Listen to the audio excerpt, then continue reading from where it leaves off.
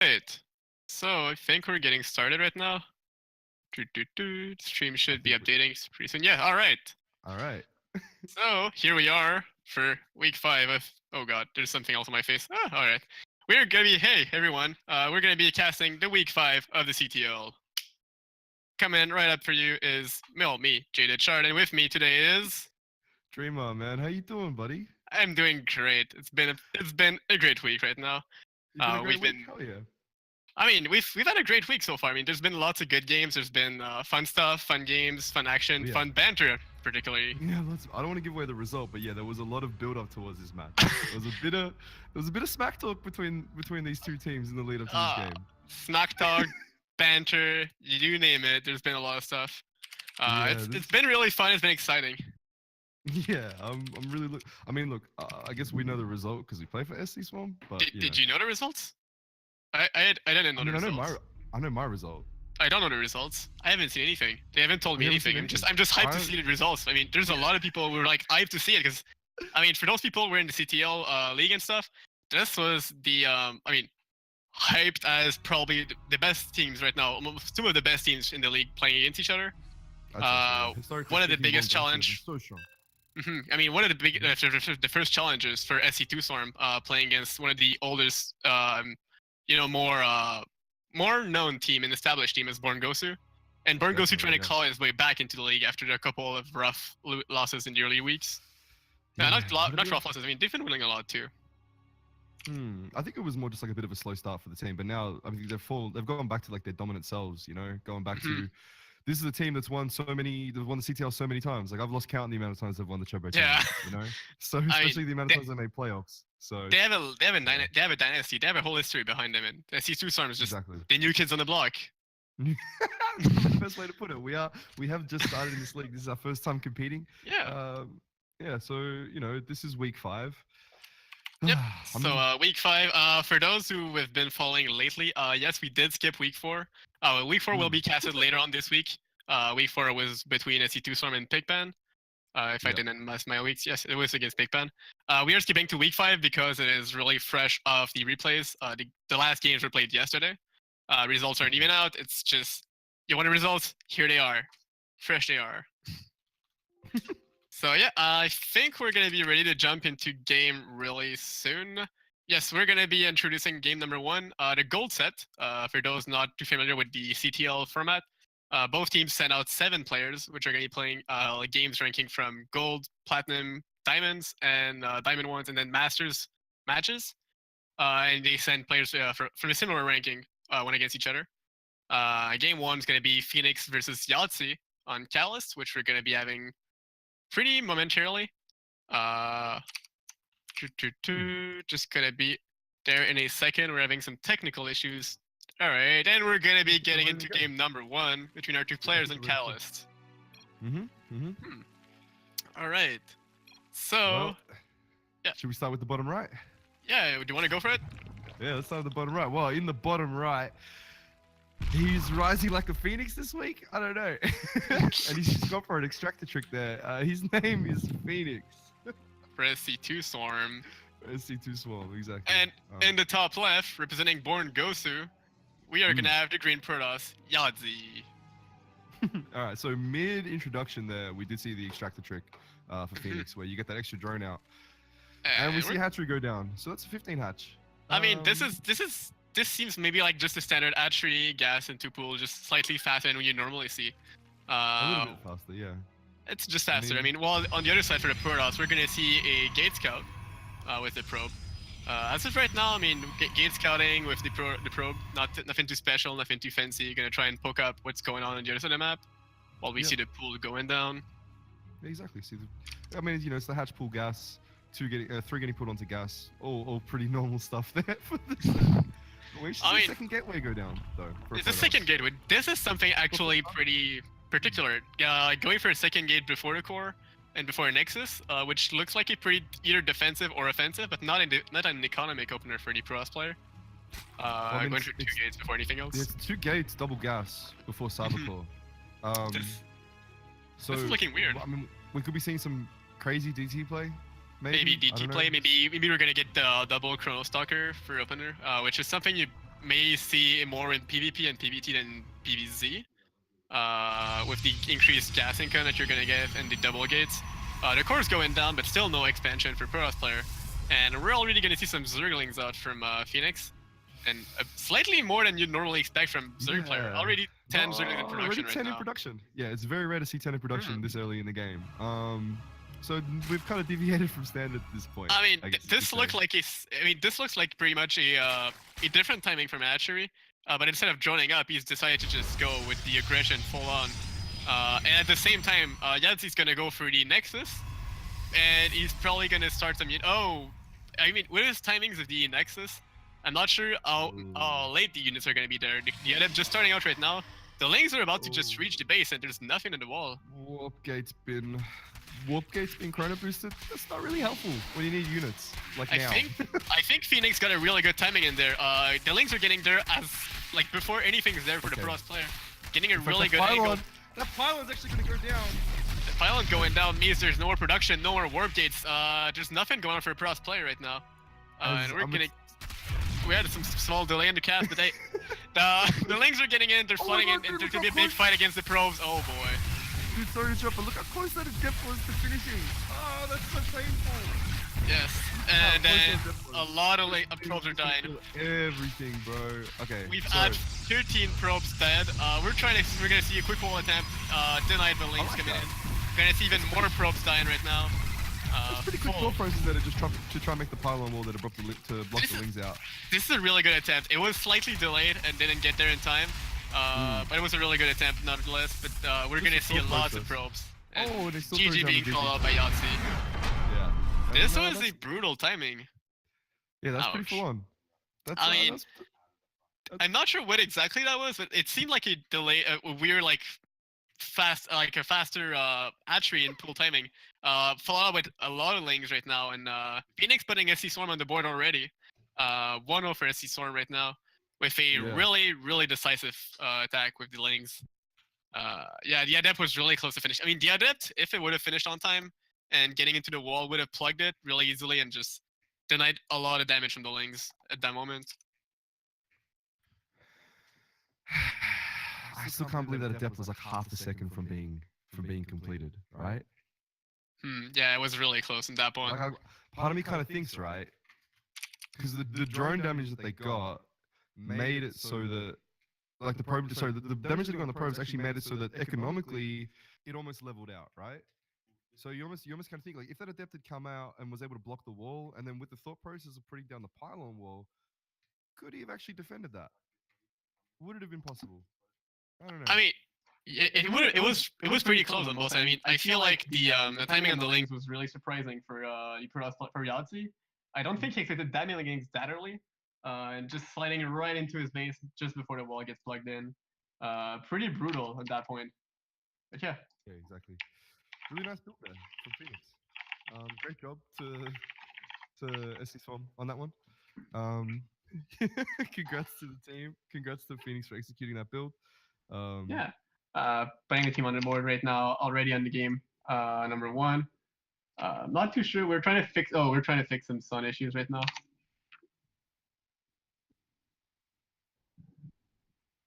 We're trying to fix it. Give us a second right now. It shouldn't be too long. We're just trying to get everything sorted out right now because we're having some issues with either video or. Guy just got a carrier back. It's been a while. Yeah, it's been a while since he's been in a job or something, but that guy's back, right? It's been a while. Yeah. Well, they actually messaged us, right? Like, you know, contacting us like, hey, I want to get involved in what you guys are doing. So it's really cool to have someone from NASL involved. Yeah, I mean, look, you just saw the casting, and he was like, I hear some sound issues. I feel like I'm gonna get involved in this place. But I feel like we should be fixed right now. Just confirm us in the chat whenever you can. Just make sure. If the sound levels are good, if the audios are being doubled or anything. And yeah, in the meantime, we're going to be jumping pretty soon into game number 2 for the platinum matches between two players coming up soon on Dreamcatcher. We're going to see another ZVP. Oh, this is surprising. ZVP. Yeah, we're going to see two ZVPs back to back. You know, the weird thing about SC Swarm is that all, or at the very least, most of us are Zerg. About right? 97%, I think. At least 97%. So it means that teams going up against us in terms of build orders, they can almost prepare one build for the whole team. You know, don't have to worry about, oh, this person's playing a Terran, we have to get this build order ready. This person's playing a pro. You know, they know what they're going to be up against leading into the match. Yeah, so they Like, can all stay focused, so to speak. You have only like a third of the matchups because there's only like mostly Zergs. But yeah. Exactly. So it'd be we're- interesting to see if like Born Gosu going into this matchup, if they have something specifically planned for this you know, for the series against SC Swan. Because maybe the build that we saw from Yahtzee was something that they planned actually all together as Born Gosu against Yeah. the Zergs, and they were trying to do something, but then maybe there was a surprise in there, maybe there was a lack of execution, maybe it's just like a slip up or something. So we're gonna see if the next player from Born Gosu does the same Mhm. thing. So we are gonna be ready to jump into the next game for the plat matches on Dreamcatcher. Yeah. Introducing our first player in the top left, who meant the heart, but not bigger than 3. It is for SC Swarm, the Green Zerg. It is Josh. Hey. I love his name. I love his name. I love his name too. You've got to laugh whenever you hear that name. And in the bottom right is the Born Gosu Protoss, Assam. Woo. And quick notes for everyone right now. There's been another extractor trick from Josh. The same way as the same way Phoenix did it. And maybe this early hatch timing is actually something, because this is still hatchery first. But yeah, I'm not too sure. This is a really early probe timing, but the hatchery is still down there. So maybe Assam's gonna be surprised. Maybe he's gonna be like, oh, normally I can block my opponent. Maybe this one's faster than the others. Who knows? Well, the weird thing about this hatch timing is that it hits maybe 10 seconds earlier than maybe the standard hatch. Yeah, so it's just enough to if you're just. not 100% paying attention, you might think that everything you're seeing is normal. Now, what gives it away though is the drone count. I mean, if you it look at could those give it drones- away, but I mean, it just seems like a weird hatch timing. I'm not too sure exactly what's going on with this build. Maybe there's something. Oh, and there's a second extractor trick. Not sure. Whoa. Another one. And Why not, another right? one. Just keep drone extractor tricks all the way down. Maybe he just likes doing it. For those wondering, extractor trick is good if you are supply capped, if you have something specific in mind with your build. If you are just, you know, instead of doing an overlord, you're going to try an extractor trick all the time, it's not worthwhile. You should just get an overlord at some point. But yeah, I mean, the probe's just sitting there, just looking around. Okay. At the same time, Cybernetics score goes down. So this isn't the exact. So whatever the previous build was, it's not the same thing. The same thing. Yeah, exactly. Cybernetics score has gone down, throwing down a pylon. The Protoss right now, I guess, is looking quite standard. You know, one gas, expand. Gate second gas going down, Nexus, gate gas, Nexus, second gas and core. Standard opener for Protoss with the second pylon hidden in the back, so you can hide some tech later on if you want to hide a Stargate. Dude, there's 12 lings on the way. But there is a pro patrolling outside the front though. Already 12 links in the way. Oh my, this is something. And they just ignore the probe. The probe's on watch. He's like, I see things. Ring the alarm. They keep coming. And we're gonna see 2 links killing the probe. And there's like, I don't know how many links are coming on their way. Assam's putting probes in gas and he's not really. Is he not realize what's going on? He's putting his targets in the wall, but there's nothing in the wall to plug it, and the adept is gonna come in the wrong way. The adept's not in the wall right now. The adept's gonna get surrounded by both sides on the link. He's gonna die really quickly right now. Alright, so now we get to see what this looks like with an adept. I mean, not that good. Okay, never mind.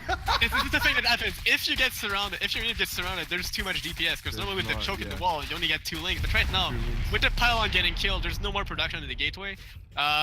There's nothing else in the base, and that's GG by Assam. Oh, it was immediate GG. Didn't even try to defend that. I mean, how could you, right? Whoa, God. I mean, okay. At some point, if you get into that position as the Protoss player, once the adept gets killed and there's nothing in the wall, the links are gonna flood in. You don't have any more production. You do not have access to your gates. They're non-powered. You cannot drop any more gates. Probes versus Zerglings is not a good trade. Really makes you think, doesn't it? It's something. I mean, as the Protoss, I guess you really just gotta. It's that hatch timing once again, right? I mean, it's either the hatch timing. I mean, he could have reacted from the links that he saw coming across with his probe. As someone mentioned in chat, look at minimap. I mean, look at the minimap. Maybe you could have realized that there was links coming up, and putting down more pylons. You know, that's the other thing. Yeah. You can put a second pylon. You can put a shield battery. There are ways to counter it.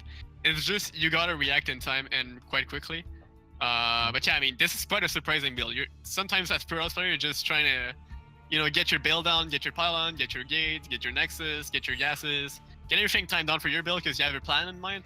And sometimes you just focus too much on your own game plan and you forgo what's going on in the map and what your opponent is doing sometimes, and that can cost you a lot, as we saw in this game. Yeah, it's all about your rhythm, right? And you've got to make sure you're checking the boxes, so to speak, as you play a game of StarCraft. You got to remember, okay, I need to check their base. Have I scouted already? Have I not scouted? I need to make sure I'm scouting. Or someone mentioned the minimap. I think it might have been Captain Fail. Check your minimap. Just have a quick glance to the bottom left of the screen. Have I made my pylons? Have I made my units? Am I making probes or drones or SCVs, depending on obviously the race you're playing? You've just got to make sure you're ticking all the boxes and getting everything done. And it's about the rhythm. And I guess in this particular game, maybe you just caught, like you said, too caught up in the build order, possibly didn't look at the minimap, or maybe if they did look at the minimap, maybe didn't respect the lings that they saw. Maybe thought, oh, it's only 2 or 4, I can defend this. Yeah, I mean, maybe you just, when you're talking about checking the boxes, maybe you took too much time checking one box and skipped the other one. Try and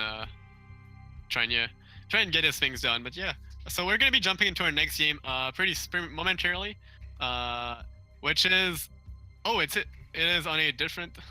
What's going on? I'm curious what's going on.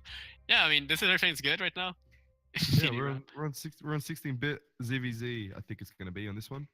If I remember correctly. Yes, it is a ZVZ on 16-bit that we're going to be having right now, which is always a surprising map. 16-bit is a different map on its own because of what we call the pocket expansions.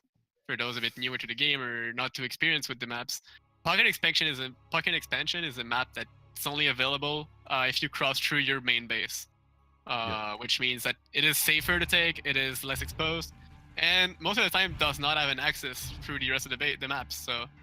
Alright, we're going to be jumping into the game, introducing our first player in the top right, representing SC Swarm. It is Heroku, with another extractor trick. That was the extractor trick. And in the bottom left, how will they react to, I guess it's the same build as the last one. How are they going to react to it in the ZVZ? It's Born Gosu Raj. Woo! All right, so right now, I mean, I'm curious, like you said, I'm curious to see. As of right now, this might be the same thing. It might be something else from Sc2 Storm and Oroku. It is a different matchup, but it's still the quick hatchery, the extractor trick. Yeah. But it's a different it's a totally different matchup. We're not in ZEP, we're not talking about Protoss, we're talking Zerg versus Zerg right now. So I'm not sure how this is gonna play out, if this is something else, if this is the same thing. I mean, it's just a really early timing for a hatchery and going to go into super macro. Gas is going down, spawning pool's going down. I mean, this looks exactly the same. And then the other side for Raj, we get the super standard 17 hatchery, the 18 gas. Probably going to see the spawning pool momentarily.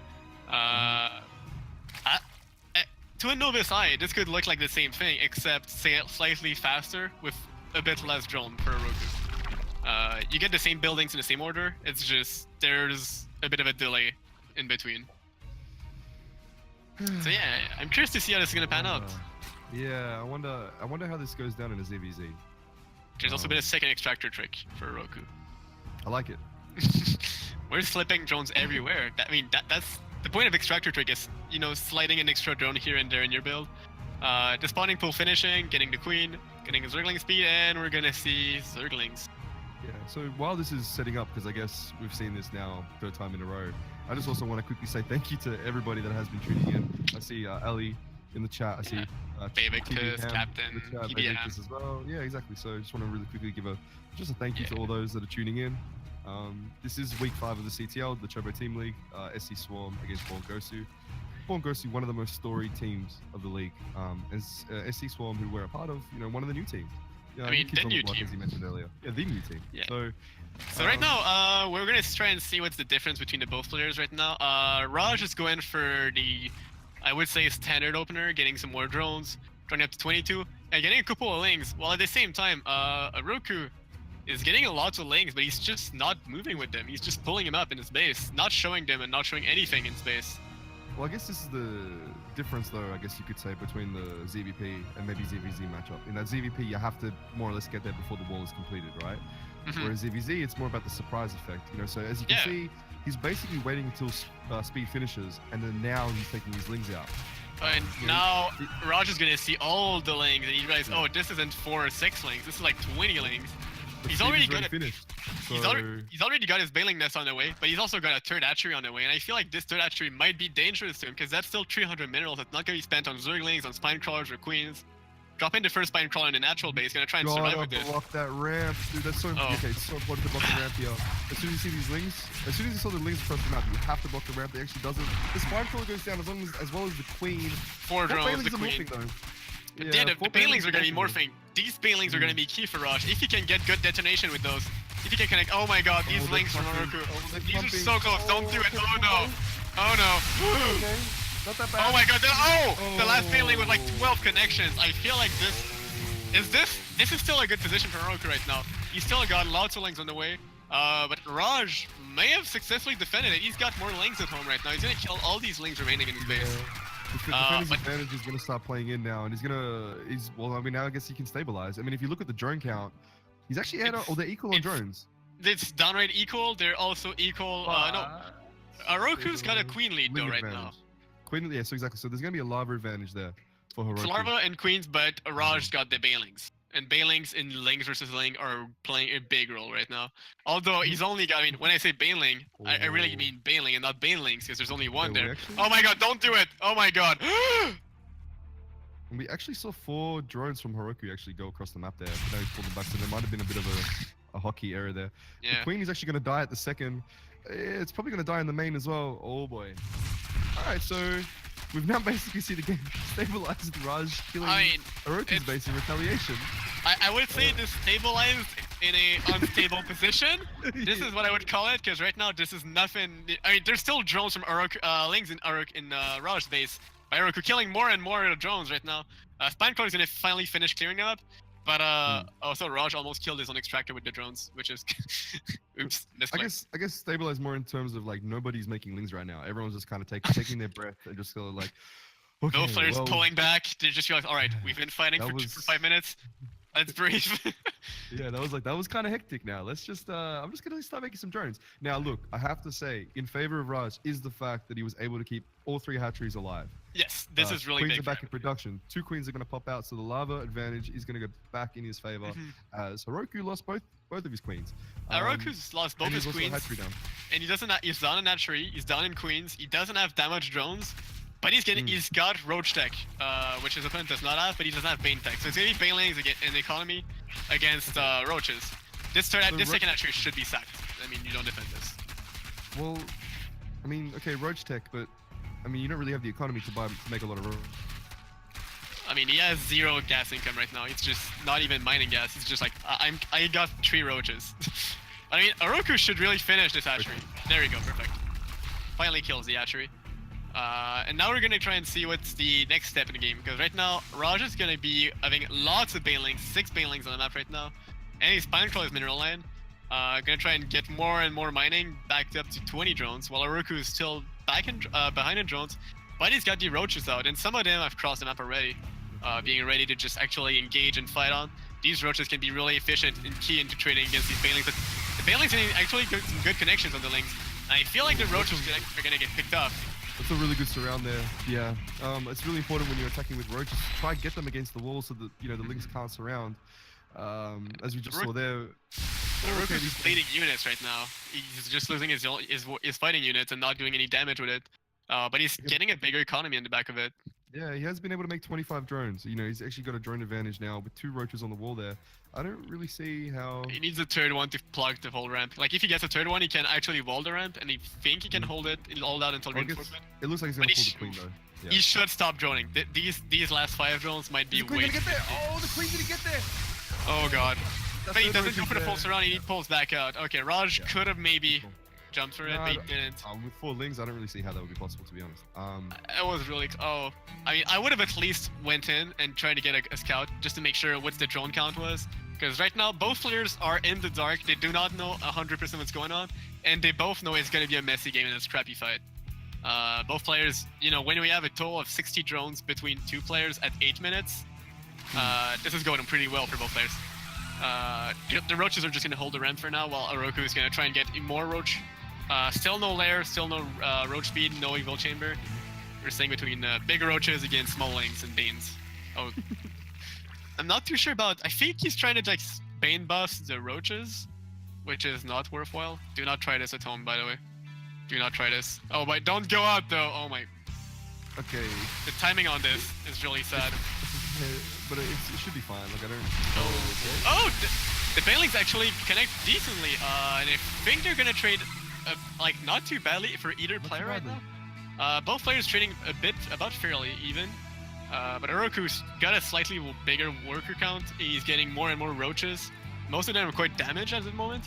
But the Lings can always threaten any run by a counter attack right now. Yeah. So basically, if I'm Heroku right now, I'm thinking, as soon as I hit that critical mass of roaches, I'm going to be able to push out, right? I'm going to be able to deal deadly damage to the Zerg. Now, the problem is that as long as Raj keeps up this pressure, and as long as he keeps the roach number low,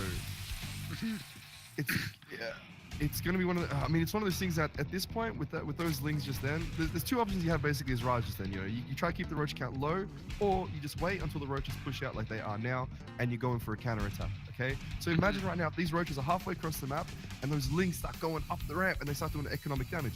And then suddenly Heroku has to make a decision: do I go home and defend, or do I keep pushing up? So, I guess luckily for Heroku that wasn't the case. So he is going to be able to stockpile a couple roaches outside of the Raj's base. And Raj, with his own roaches and Lings, he's going to try to defend with a spine crawler. This is going to be a very, very interesting engage. I am not sure what's going to pan out.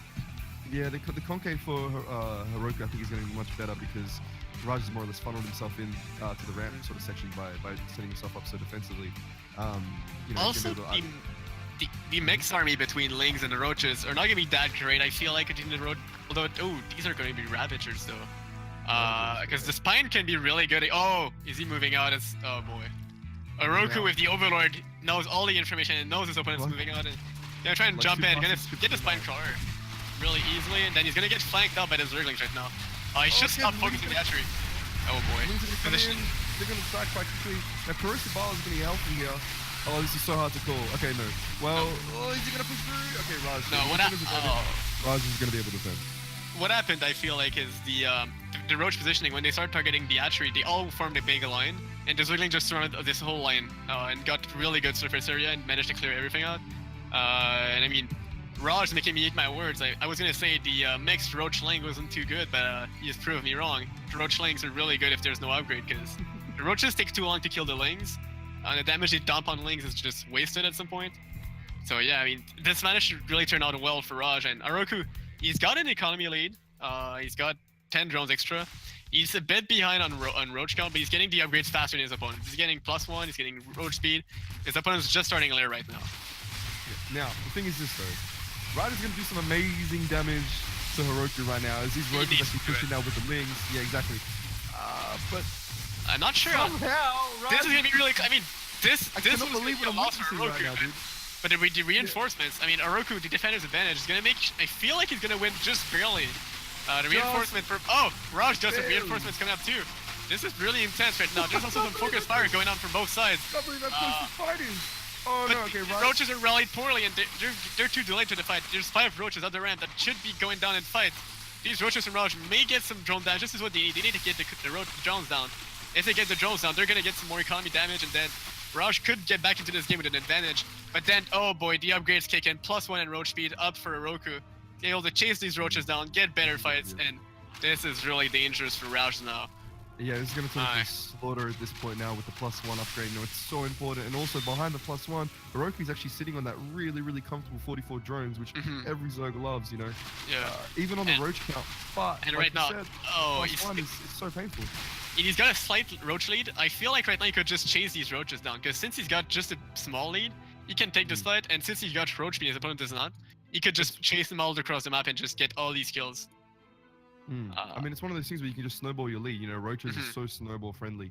Obviously, defender's advantage can play into it, but if you're able to get even a slight advantage with Roaches, the game you can effectively take control of the game. Now, he was supply cap for a while there, which is going to work in the favor of Raj. But do you know what Raj is doing to come back into this game? He's just made 15 drones. This is quite a gamble. I sort of like it. It's quite risky to do it, but I mean, if it pays off and he doesn't die in the following minutes, this is going to put him in a pretty decent position. Well, it'd be because of the Hydralist then, right? I think he just put down a Mhm. Hydralist then, if I remember correctly. So I guess he's kind of thinking, if I can get these Hydras up, I He's can. going for a later I game. need He's them not going to coming win for in like exactly, 60 minutes. exactly. He wants We to go do later, see but a Lurker. Okay, so we see a Lurker then actually go down for Heroku. yeah. But Oroku's going for. Ooh. He's got a big baller roach. He's got +2 on the way. He's gonna have +2 before his opponent has +1 even done. This could be a really dangerous timing for Raj right now. These are a lot of roaches for Oroku.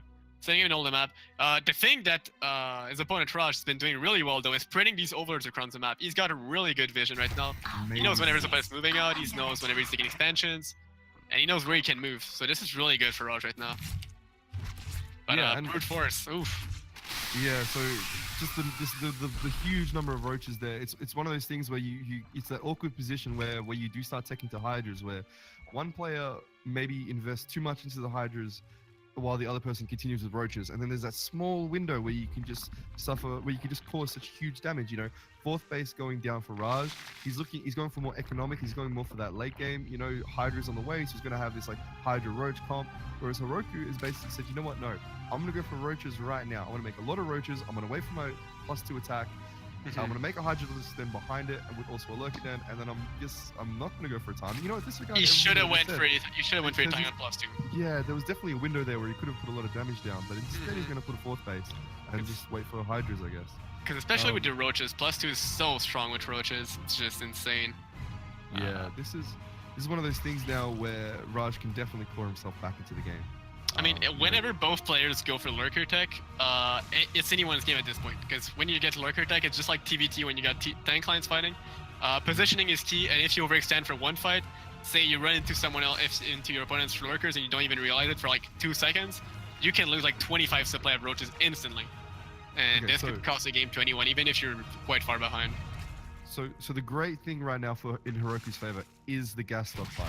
He has a lot of gas, whereas Raj doesn't. So in terms of lurker production, I mean, look, we already see, how many do we already see on the Oh map? my 1, 2, god, 3, 4, 5, this isn't more? This doesn't make any sense right now. He's just going straight up into lurkers and lurkers and lurkers. Well, his opponent's got. I mean, Raj is going for a mixed force. Since the beginning of the game, he's been mixing lings, roaches, now he's getting Hydralist. He's probably going to get some lurkers sometime soon. While Oroku's just went for 1 unit, or maybe 2, like right now he's going. And we're going to get a big engage right now on the ramp. This is a really good position for Oroku. I don't see Raj breaking this anytime soon with the lurkers and the ramp. Yeah, Raj just needs to pull back and basically stall for upgrades at this point, and just keep trying to make this roach Hydra ball as strong as possible. Locoden has only just been put down now. He needs overseers like ASAP. You need overseers right now. I don't see any overseers. He doesn't have any lurkers. He doesn't have any overseers. I mean, this is pretty bad for him. There's no way he can kill these ravagers. There's not even ravagers right now. These lurkers are just going to be doing insane damage. Oh my god, this is... Oh no. This is pretty... Oh god, close your eyes. We actually see 5 overseers for Heroku there. And the army's just gone. I mean, that's just the part of lurkers, isn't it? I think Oroku's brought overseers for his opponent, and that... Whew. And... Just at the end of the game, the overseer finally more for Raj. But I mean, this is what happens when you go into big clumps fights. We literally saw both lines of Roach lings against Roach just clashing into each other, and then we saw what was it, like 8 to 10 lurkers just burrowing. After the second wave of spines, we saw supply dropping 35 supply at a time. It was just lurkers are brutal. There were definitely windows there where Raj could have taken the win. In terms of when he. Because he actually held, I mean, okay, so sure, maybe Heroku could have controlled the lings a bit better, but in all, he controlled that initial fight amazingly in terms of the Banelings. They were out in time, so he was able to fight back. Oh man, but when he defended that initial link push with those Banes, you kind of thought, oh, maybe this is Raj's opportunity, to take the game from this point. So he did do counter pressure, but then he saw, saw Heroku tech to roaches, and he just, it was so back and forth. Oh man. Yep. All right. Man. So yeah, I mean this has been great so far, and yeah, I mean we'll be going into the next game momentarily. We will be having a caster switch momentarily. So I will be sitting out and leaving Dreamer outside our new caster. With that new which is gonna be Captain Phil is gonna be jumping in. For those who were during the last cast. Hi, how's it going, Captain Phil? Hey, it's going great. Going great. All right, I'll let you guys cast. I'll be jumping off. Have a great game, guys. What's Have up? a great day. Yeah, right. Captain, how you doing, brother? Doing good. I just need to invite to party on StarCraft. Oh no, you're gonna interpret everything I'm saying and commentate based on that. Sure, sure. And he's going in with the Ling army. No, but we actually do. We are. Oh shit. Okay, actually, does Jaden want to cast this one? Because I think we're about to jump into my game. Jaded, Yeah, does Jaden actually want to jump in for this one? Because I think we're about to cast my one. do you want to cast your own game? That's kind of Does- weird. I plan on casting my own game, You want to cast your own? Oh my god. of course. I I need just to like don't explain what's going on. It's actually good. We could. Oh yeah, sure, totally. I don't mind. Yeah, you could explain your thought process and like how you decide to do things. Okay, sure. I mean, yeah, absolutely. If you want to do that, it is going to be a little Alright. odd casting my own game, but yeah, let's go for it. No, I think Oh, wow. it'll give us good insight. Okay. So this is the diamond match, I guess. Yeah, Rafsio against Dreamer against me. I guess Ratio decided to play up a league. Yeah, I guess so. Oh, interesting choice there by Born Gosu. I guess they just didn't. I don't know if Maybe- it's like a lineup problem or maybe if maybe they just thought I- Ratio's or just they- confident. or they just thought I was trash, and they were just like, "Yeah, this Yeah. guy's alright." This guy smurfed his way to diamond. Maybe just no. Okay. Another thought is that we are on, of course, Darkness Sanctuary, and this is a map that a lot of people like to veto. And so maybe no one just knew how to play Darkness Sanctuary, so they just decided to sacrifice a platinum to diamond. Anyways, Feed him to the Kraken. In the bottom left, it is Rafsio. the sacrificial Protoss. But of course, the sacrificial Protoss is gonna try their best to not become sacrifice and fight back against the diamond. They say Yeah. diamond's unbreakable, but I've seen I'm sure like some people have seen, although I haven't seen myself, diamonds breaking. Yeah, no, absolutely. I break all the time. I'm terrible at it. But in the top right, it's me, Dreamer. I don't know what. else Yes, to it say is about you. that. It's Dreamer from SC Swarm doing a 17 hatch. A 17 hatch. I just want to keep that just let everyone know that this is not a 15 hatch. But this should be a standard game. Hatch gas pool. It's looking pretty standard. Yep. Unless We I shouldn't cancel see all any my buildings. crazy. We shouldn't see any crazy lane flood. Not at this point. I mean, that's probably 17 hatch, basically the most standard Zerg opening hatch cast pool. I think it's the most standard. Yeah, it's in every matchup. Yeah. Although one thing about Darkness Sanctuary is that Darkness Sanctuary is a pretty good map for the 15 hatch because there's a chance that toss scouts you like super late. Yes. So you can even opt to put down the third hatch down at 20 supply, or you can obviously delay it. There's a lot of weird bullshit you could do in Darkness. Yeah. In this instance, the Protoss did scout me immediately with their first probe, with their first scout. So I guess I opted to go a bit safer with it rather than putting on the third hatch. Just waited for my spawning pool to finish, made those two queens and lings. I actually do something a little bit different. It's something I've been experimenting with. It's like the solar build. I'm not too sure how familiar you are with it. Oh no, actually I did go down for a 20 hatch in this game. Never mind, I'm a stooge. Well, I actually forgot what build order I did in this game. So, I'm making lings. This is really weird casting my own game. And the Protoss is chrono boosting out an adept. Everything's standard from both sides here. Yep, Protoss is going for a Stargate. Stargate's going down. I mean, it's very common in the meta right now in PvZ, I think, right? Like, Yeah. Stargate, it gives you the ability to scout, it gives you the ability to apply pressure if you want to go heavy on Phoenixes. And also you gives defend all in. Exactly. It gives you amazing all-in defense. You can either pop out a Void Ray, you can pop out an Oracle.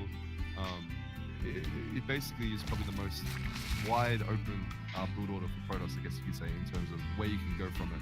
Yeah, I mean, I don't know why like Protoss was complaining so much about the Dropper Lord harass, right? Like they just go Stargate every game. They were like, oh my god, we have to go Stargate every game. Well, okay, Dropper Lord harass got nerfed. They still go Stargate every game.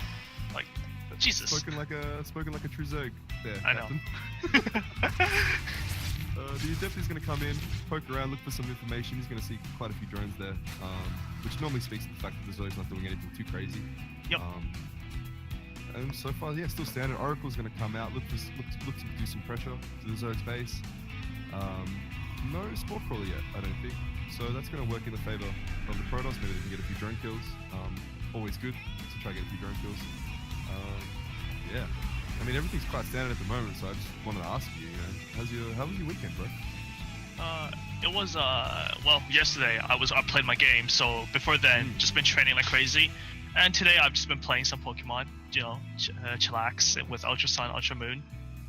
Oh hell yeah, how's that been going? I actually haven't played any of the newer Pokemons actually. I'll probably get around to that, maybe. Maybe. You know, you could just stick with Pokemon. You could just stick to Pokemon Showdown. Okay. Well, the Oracle's actually going to come in now into the natural of the Zoe, but that Spore Crawl actually is going to go up in time. I don't think it'll be up in time exactly, and the Queens are out of position, so the Oracle should get a few kills. But I think we saw 3 kills there? Or was it 2? 3 kills or 2? We saw 1. 1 kill only. Yeah, we saw 1 drone. No, there's 2 workers killed. 2? Yes. Okay, I'm silly. Well. Alright, Protoss taking a 4th base right now, at a decent time, 5 minutes exactly. The Zerg doesn't have any lane spotting this to how, so, the Zerg doesn't actually know what is going on, and, they don't really know if there's going to be an all-in follow-up to the Stargate or not. So yeah, the Zerg definitely needs to check. The Zerg is checking the wrong spot right now, but Dreamer's gonna move over. Dreamer's gonna move over. Dreamer's gonna move I think. Dreamer's gonna move over. I'm joining up at the moment. Okay, I'm actually gonna go. Okay, down for, so. Natural pressure. No, I'm gonna. Oh. Alright, so Dreamer saw no 3rd base and decided to go home. So right now, Dreamer, based on the information that he knows, he should be pumping out roaches like crazy and just not making a single drone until the all-in comes. Did I really not see that? Oh my, hang on. Okay, so Dreamer is sort of doing the right thing. I don't know about the Hydra then, right? Okay, and a few drones. Yeah, okay. Dreamer's not responding correctly to the scouting information, but thankfully, Dreamer also scouted wrong. So it just so happens that a double negative makes a positive this time, but sometimes double negative just makes 2 negatives. So don't try this at home. No, do try this at home. This is how you're meant to play StarCraft, right? In fact, I'm just gonna throw away all my links there to the Adepts. Well, thankfully the Protoss move command in there for some reason. So yeah, the Zealous got softened up a bit. It didn't really exactly pick off a sentry. Yeah, this Protoss just sees this line of roaches moving across the map, and then Dreamer takes it back. Also, the overlord spread is a bit weird. I'm surprised Dreamer didn't. Are you okay, Dreamer? Metamorphosis complete. Look, it's so important. It's so important to watch that top left section of the map. Okay, you gotta make sure yes. nothing weird is going on. In that top left section of the map. What if he threw down a secret nexus in that area? Okay, I would have known about it. Yeah, there's a 50% chance that you will find a hidden base, right? Because if Protoss decides to put it on top, you see it. If the Protoss decides to put it on the bottom, you'd be shit out of luck. But still, 50% chance. I'm 100% doing the right thing in this situation. Actually, I see someone saying in the chat, top tier FT use. I actually, Oh, good snipe on 2 Oracles. Miscontrol by the Protoss. I'm actually using F2 there. So, I'm not actually using F2 there. So, there you go, Victus. I'm actually egg hockeying my units. But if you take a look at my control groups, they're all thrown into the one control group anyway. So, I may as well be using F2, right? Well, no, that's not true. Because, That's not true? Okay.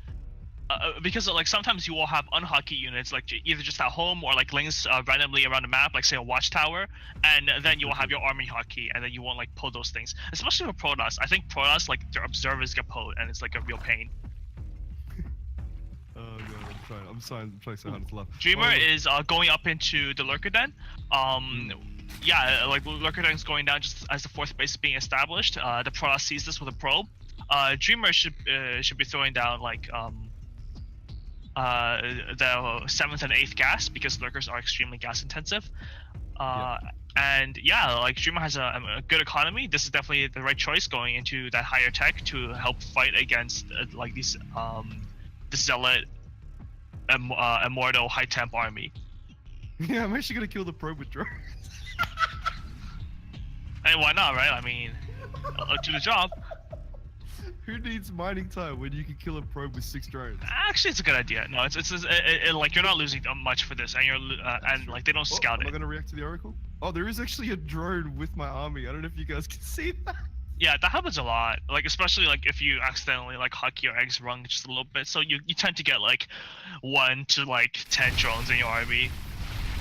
So at this point, Okay. I was actually thinking I'm gonna put down a spy. Okay, Dreamer really should not be fighting this. There's a shit ton of Immortals and Storm, and Dreamer's just getting wrecked.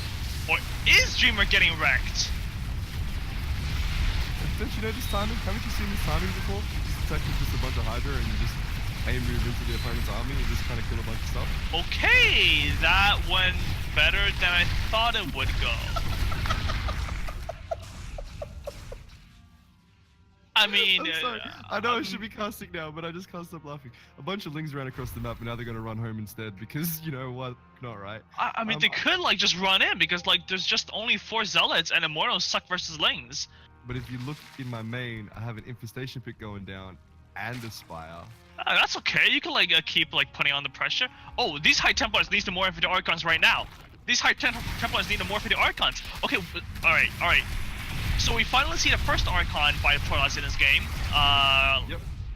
Yeah, and I think, you know, maybe if Protoss had more Archons, that fight would have gone like a lot better because Archons are pretty good, you know, against Roach Hydra. Immortal Archon, like you don't even need, you technically can just beat Roach Hydra with Immortal Archon, not like no Storm at all. Not ideal, but you know, Immortal Charge Archon. Oh no, there's been a lot of moments in games where I've been beaten by that. Yeah. Okay, so Protoss actually going down for their 4th base right now. Zerg, I haven't actually gone for my 5th. I really should have put my 5th base down at this point. In fact, I actually have. Okay, there you go. 5th base has just gone down. So I guess that's something working in my favor, I suppose. But the Mutalisks are actually going to go into the Protoss base right now. They're going to kill a probe, and they're going to move into the 3rd. And This Mutalisk flock is really scary actually. There's only 1 Archon.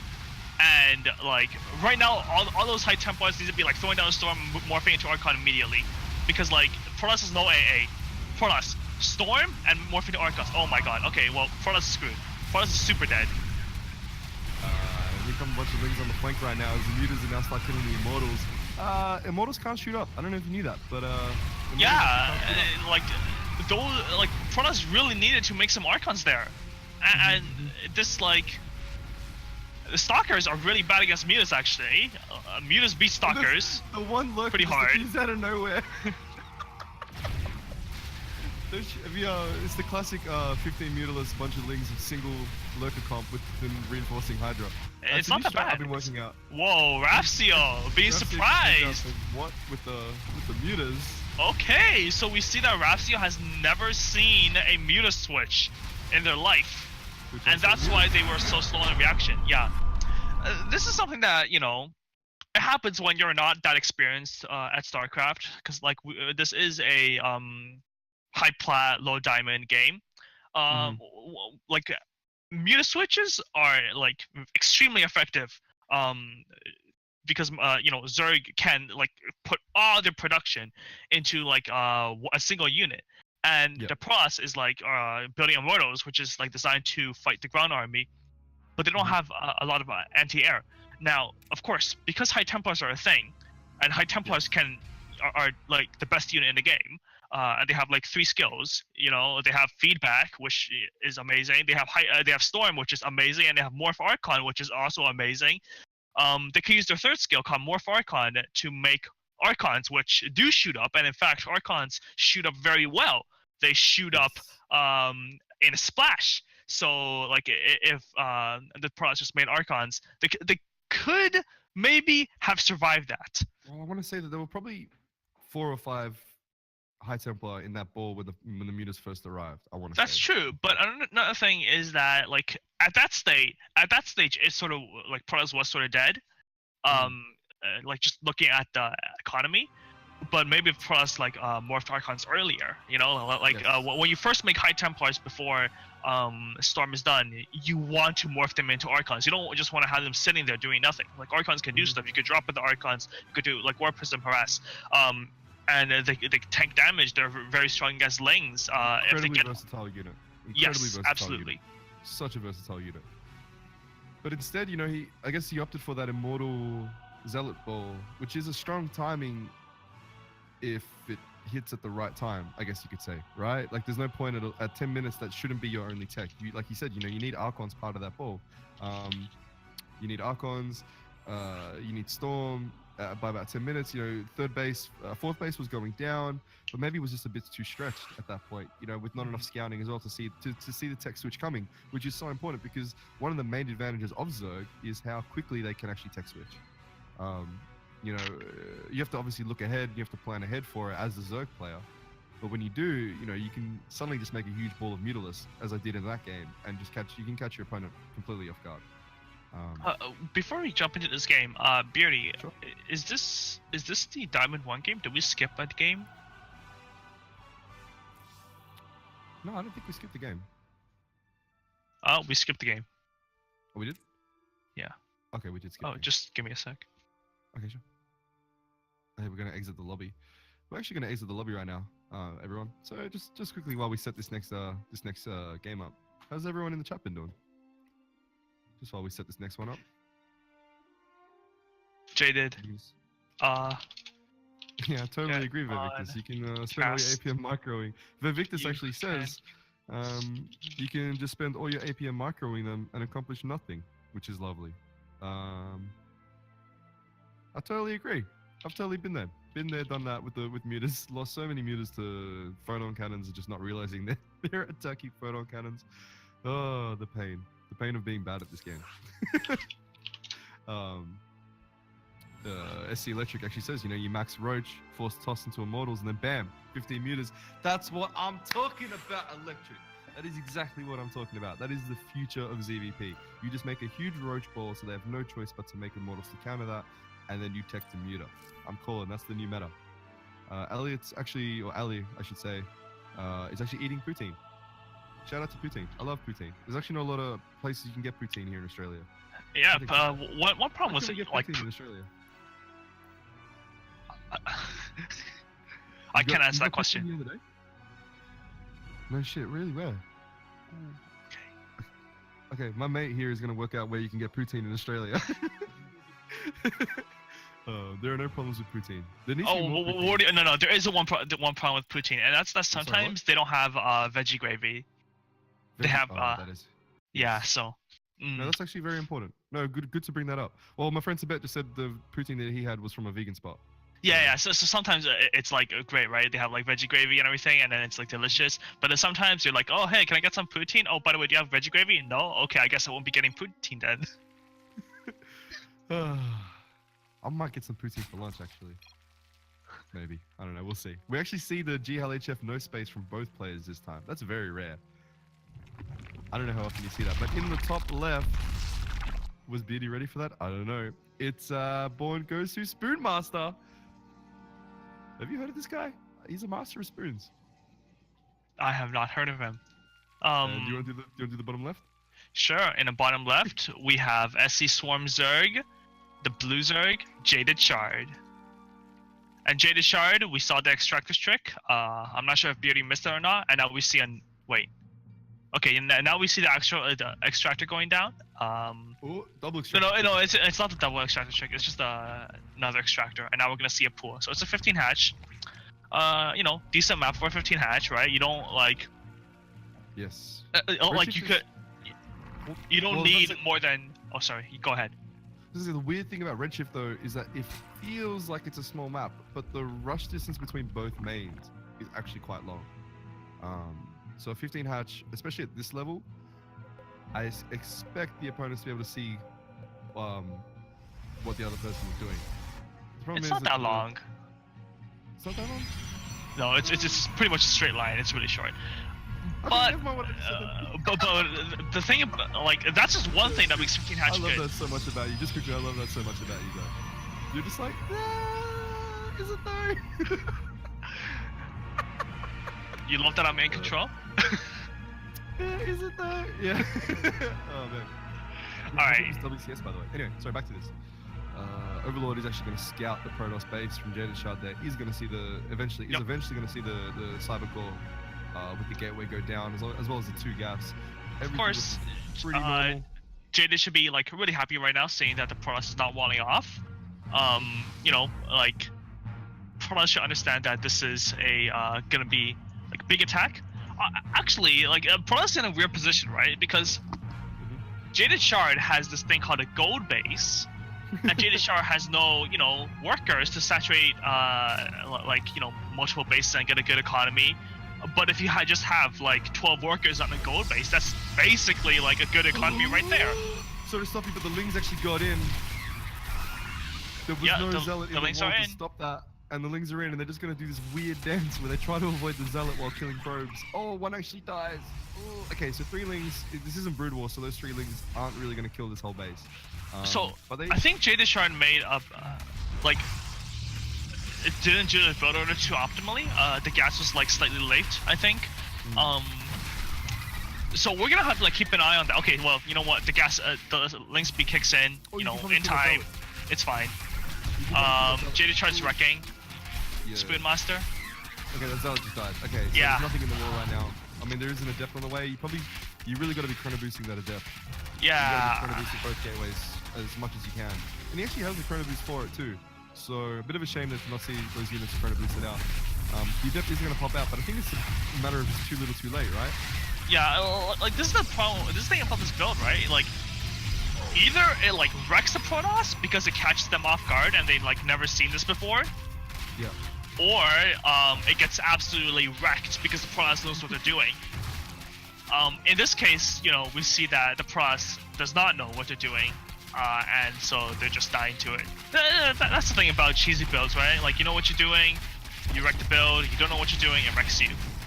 Yeah, I mean, I don't know if there's a better way to put it. The 2 shield batteries are a bit hopeful there, but that is GG. Sumaster calls GG. I like the fact that he still called GG despite the fact that he was cheesed. You just know that in game when he saw that, he or she were probably just like, fuck. But you know, they weren't. They handled it. They handled it with grace, which is something I really do appreciate about the environment that the CTL has created for their players. You know, everyone seems to be really quite supportive of each other, despite the fact that there was a little bit of smack talk in the lead up to this series. But at the moment, SC Swarm haven't dropped the game. And with that, I'm actually going to bounce out, and Jaded Shard's going to come in to say hello to everybody. So thank you for that, Captain Fail. Thank you for that, Beardy. Thank I'm you pretty too, much like my Dreamer. head is pretty much in the webcam.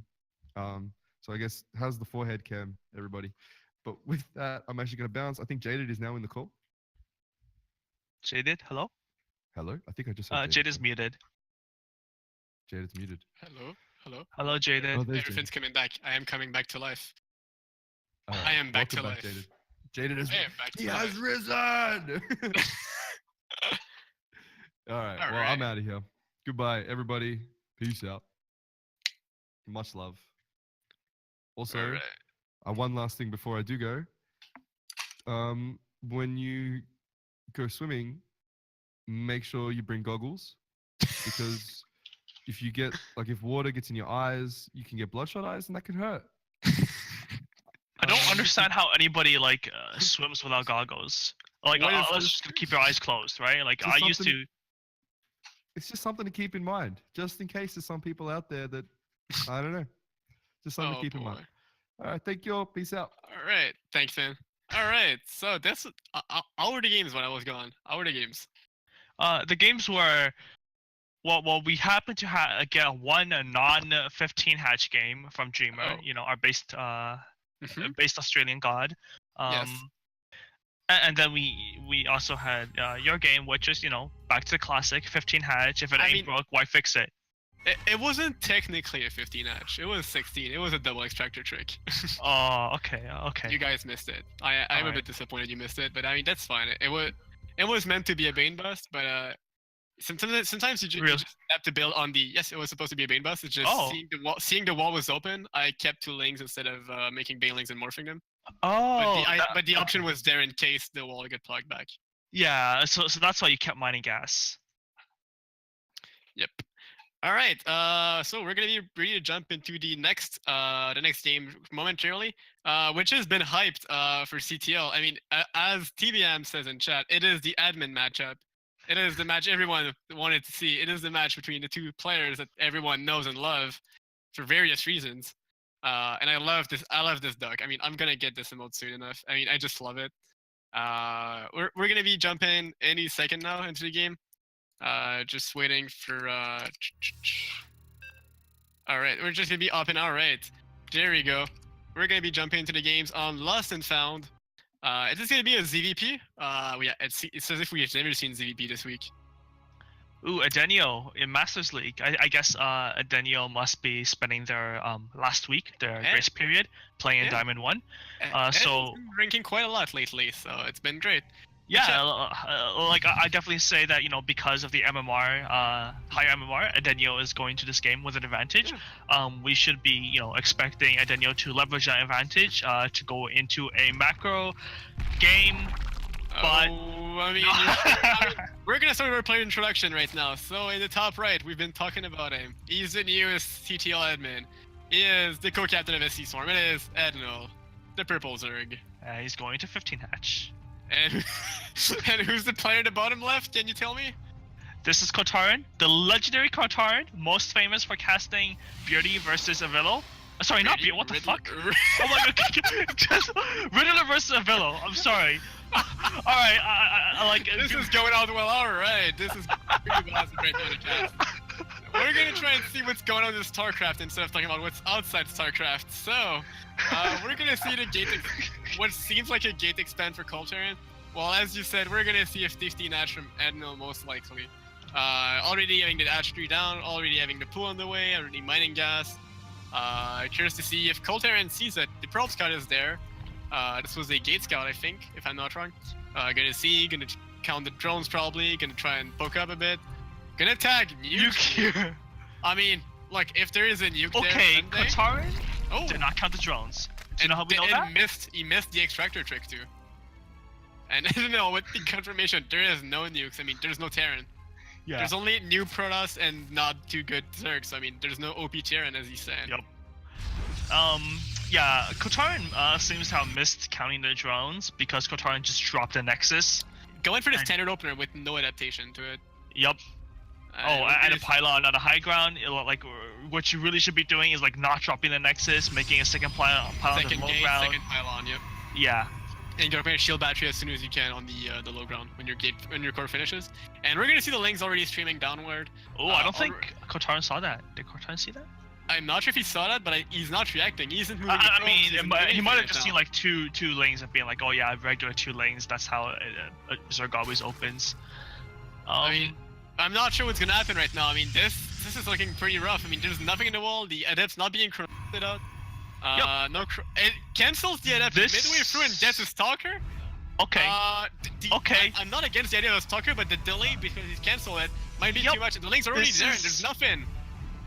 There's nothing. The links are gonna start working the pylon. The chrono boost. Let me just say- way too late. Let me just say that as I was coming back from the dead, which is okay. Well, I mean, I mean, you've got the admin match. You've got it. You've got it here. I mean, this is just. I mean, yes. I look in November in the chat. You couldn't chrono out Zillet. What I feel like happened, it could have maybe been held back if he. I mean, canceling the adept cost him a lot of time. This was rough. Oof. November. Are you like? Oof. y- Oof. You say that we place a Nexus, but from the Zerg point of view, if this attack does not work, we're dead. And also from a Zerg point of view, I've had games where the Protoss does wall off, and they still die. So maybe you got the optimal response, but I mean, maybe And, maybe it's the optimal answer if you exactly know what you're expecting it and you're like used to it. But I feel like it's a safer option to actually just drop it. Yeah, you It's- could there's delay only- your Nexus. There's only 16 drones on your side, so this is something with these kind of builds that you some players don't realize. If you hold it, even if you lose some things, your opponent's most likely behind in economy, so you can actually just survive from it. But yeah, I mean, in this specific game, we're not gonna go into the big series of build and stuff. Coltarian not expecting the attack early with the Lings, getting flooded and his pylons getting surrounded by Lings, and I mean, just being the game lights out before even any units gets out. I mean, this was a really lightning fast game. 2 minutes 53. I mean, All right, really so ever it see this sounds kind of- like November actually knows what they're doing because they play Protoss and they probably practice against this build. So I would say, like despite what we say, if you want to play optimally, you should definitely trust November, and that's place the Nexus, Chrono Zealot out, and get an out adept. Mhm. I mean, it could. I mean, I feel like if you chrono boosted the adept out, it could have gone in time. However, canceling it for the stalker for sure made sure he did not get it in time. But yeah, we're gonna be ready to jump into the next game. If you are ready to jump into the next lobby, Captain. Yeah. We're gonna be seeing the ace match for this series. Right now it is Born Gosu trying to get a point on the board. Because right now it is 6-0 for Sc2 Swarm. We're gonna try and see if the ace match, the Masters match in this series, can give us anything different. We're gonna see a different matchup altogether. We're gonna see ZVT. Yep. Before we jump in this game, I'd like to give a massive shout out to Ellie, who did some great scouting this week. I know that when I was preparing for this match, I looked at this reviewed the scouting sheet, and it was actually really helpful because I had my early game planned out, so I knew exactly what I was doing. I knew when pushes were gonna come. Oh shit! Did I reveal the team secret? All right, we're gonna be jumping into the game number 7 between Captain Fail and Rex Ricard. We're gonna be introducing our first player in the bottom right for Sc2 Swarm. It is AIVNAs or Sc2 Swarm, whichever team you want to call him on for different tournaments and leagues. It is Captain Fail, who needs to talk a bit less. Yes. And in the top left, the green turn, it is Burn Gosu's Rex Required. Right. So we see a drone moving across the map.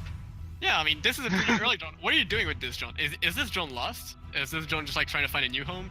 I don't know. Captain Phil is sending out 2 drones out on the map. It looks like the drone on the bottom is just scanning for proxy Raxes.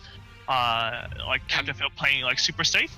Really respecting the opponent. The other one's just he's trying to settle a new home, and he's gonna create a new home right now. Yeah. Captain Phil is looking at his base, and it's decided that this base is kind of shitty. It's not that pretty. It doesn't have a good view. So gotta move, right? All right, so I mean, we're gonna see the proxy hatchery. I mean, we're gonna see something. We know we're gonna see something different in this game. We've seen a lot of the same build, or at least similar builds with which we've been calling 50 Natch, which is just getting in hatchery, gassing the pool extremely quickly, and skipping a bit of drones. In this game, we're gonna see an hatchery really quickly, but on the wrong side of the map. Well, we're gonna see a regular hatch gas pool. It's just the placement of the hatch that's a bit off. And we're gonna go back into the game. Misclick. I think someone misclicked. I mean, we're gonna see the. I am curious about what's going on. All right, we're getting it fixed. It's fixed. All right, we're back. We're back in time. We're back to the future. Back to the future. So right now, what we're gonna see from Rex Record is these Reapers staying at home right now. You went for a standard Reaper expand, but then you realized there's no natural expansion. But so Rex Acquired is building a bunker on the high ground. Thinking that is this some sort of Ravager rush? Is some sort of weird cheese? I mean, it definitely is something cheesy because, as you know, there's no natural expansion. So I mean, the only other way you could be wrong is if you made a natural return expansion and just faked out a cheese build, which we never. Nobody see. does that. No, this is so risky for nothing. And Rex Acquired with the SCV sees the creep, so Rex Acquired knows that it's a proxy hatch now. What we're seeing right now is called a high ground defense. So Rex Acquired is basically said, okay, I'm gonna build a bunker on the high ground. I'm gonna give up the low ground.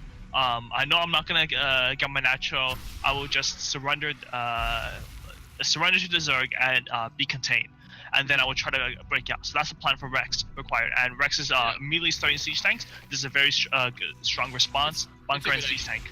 Because the siege tanks can deal a lot of damage from quite afar, while still keeping safe and not losing any units. Because right now, being contained on one base, Terran's not too bad on one base. With the meals and stuff and the economy that Terran got, they can still have a decent economy while still being on just one base. They also gonna have need to repair these things.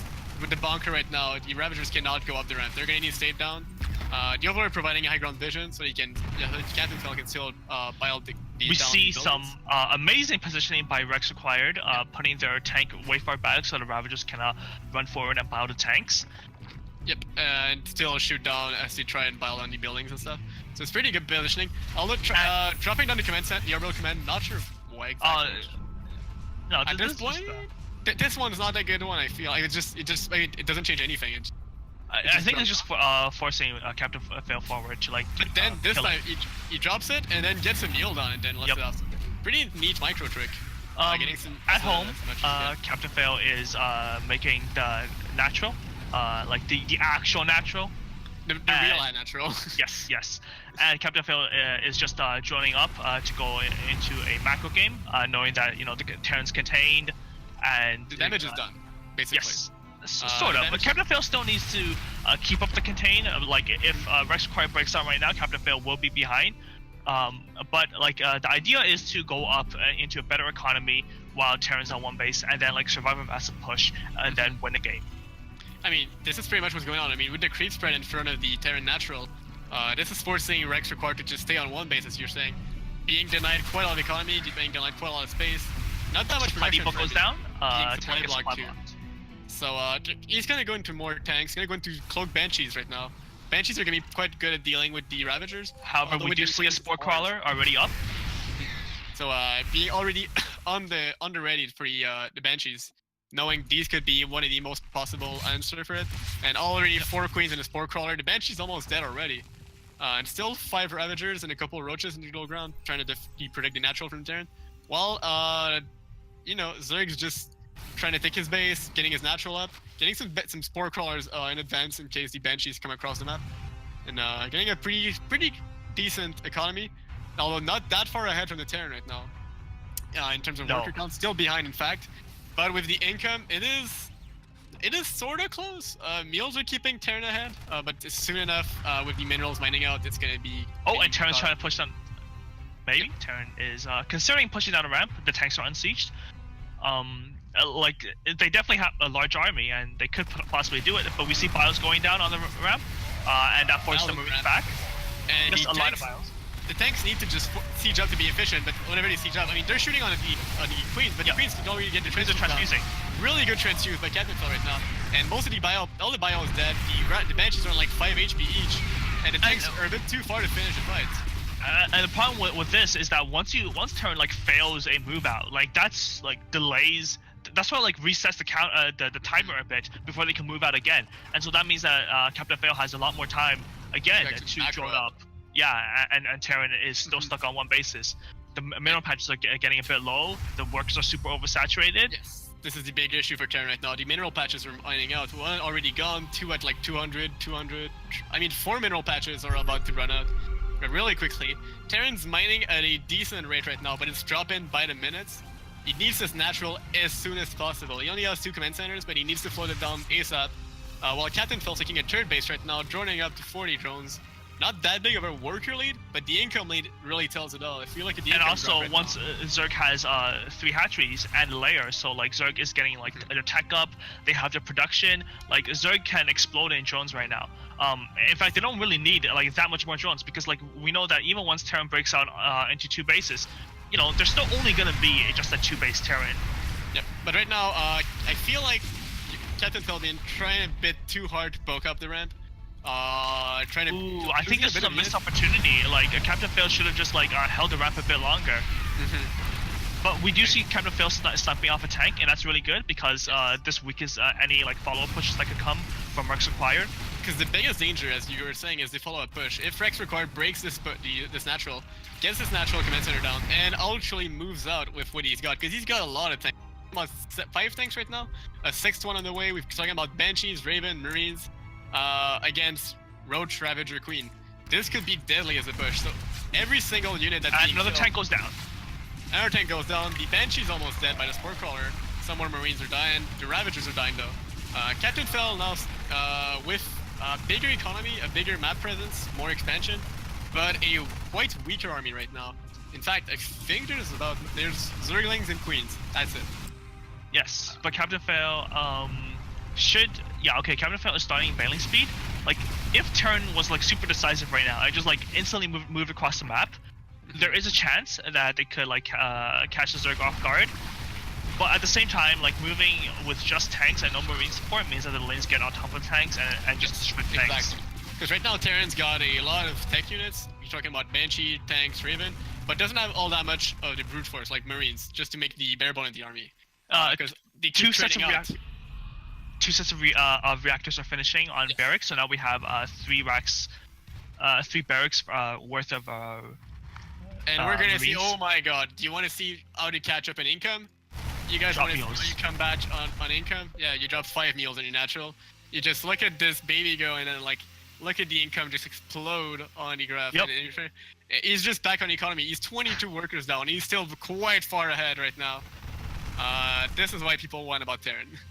Terran can be on 1 base for most of the game and then transition to 2 base quite safely, get all of his economy back, and yeah, as if nothing happened. We see that Terran has 7 tanks, and this is quite scary for the Zerg, because like siege tanks, they like once again that have a number, they just like delete ground armies. Mm-hmm. Yes. So we're gonna try and see how the reaction goes. Spreading some links to get some map vision. Still have some creep in front of the base, which is really good to just, tell when the Terran is moving out. Actually, just poking up. Zerg's just Captain Fell is going for more of a Ling, probably a Ling Bane Hydra. Although right now it's pretty much Ling Hydra with no Banes on the way yet. Although the Bane nest is finished. Gonna try and see what he can do with this. Getting the Evo chambers down, Hydra upgrades on the way, and the infestation pit's also on the way. The bench is gonna kill the Roach Warren, but the Zerg doesn't need Roach Warrens the Roach Warren anymore. We've transitioned to Ling Bane Hydra. We've went to superior tech. And Terran's clearing up his base, trying to get a... There is a Hive on the way too, so Terran is on a huge timer. Once like Zerg gets Hive and Ultra's out, there's nothing Terran can do. Nope. I mean, at this point, if you are ahead in tech as Zerg player, you have your tech choice. You could go Broodlord, you could go Holtrust, you can go... It's a you bit can even go tactical. Vipers against tech. I mean, you have a lot of choices, and all of them work differently, but they all work in the end. It's a bit faster to go into Ultras and Yes. Also more A movie, so you don't have to worry about messing up your micro. Yes. While Broodlord is the a bit longer, but if you get their safer option, that works more. I guess I would feel like Broodlord work against more compositions. Yes, Broodlords are the better unit. Hydras are pretty. Ultras are pretty shit. Yes, they are.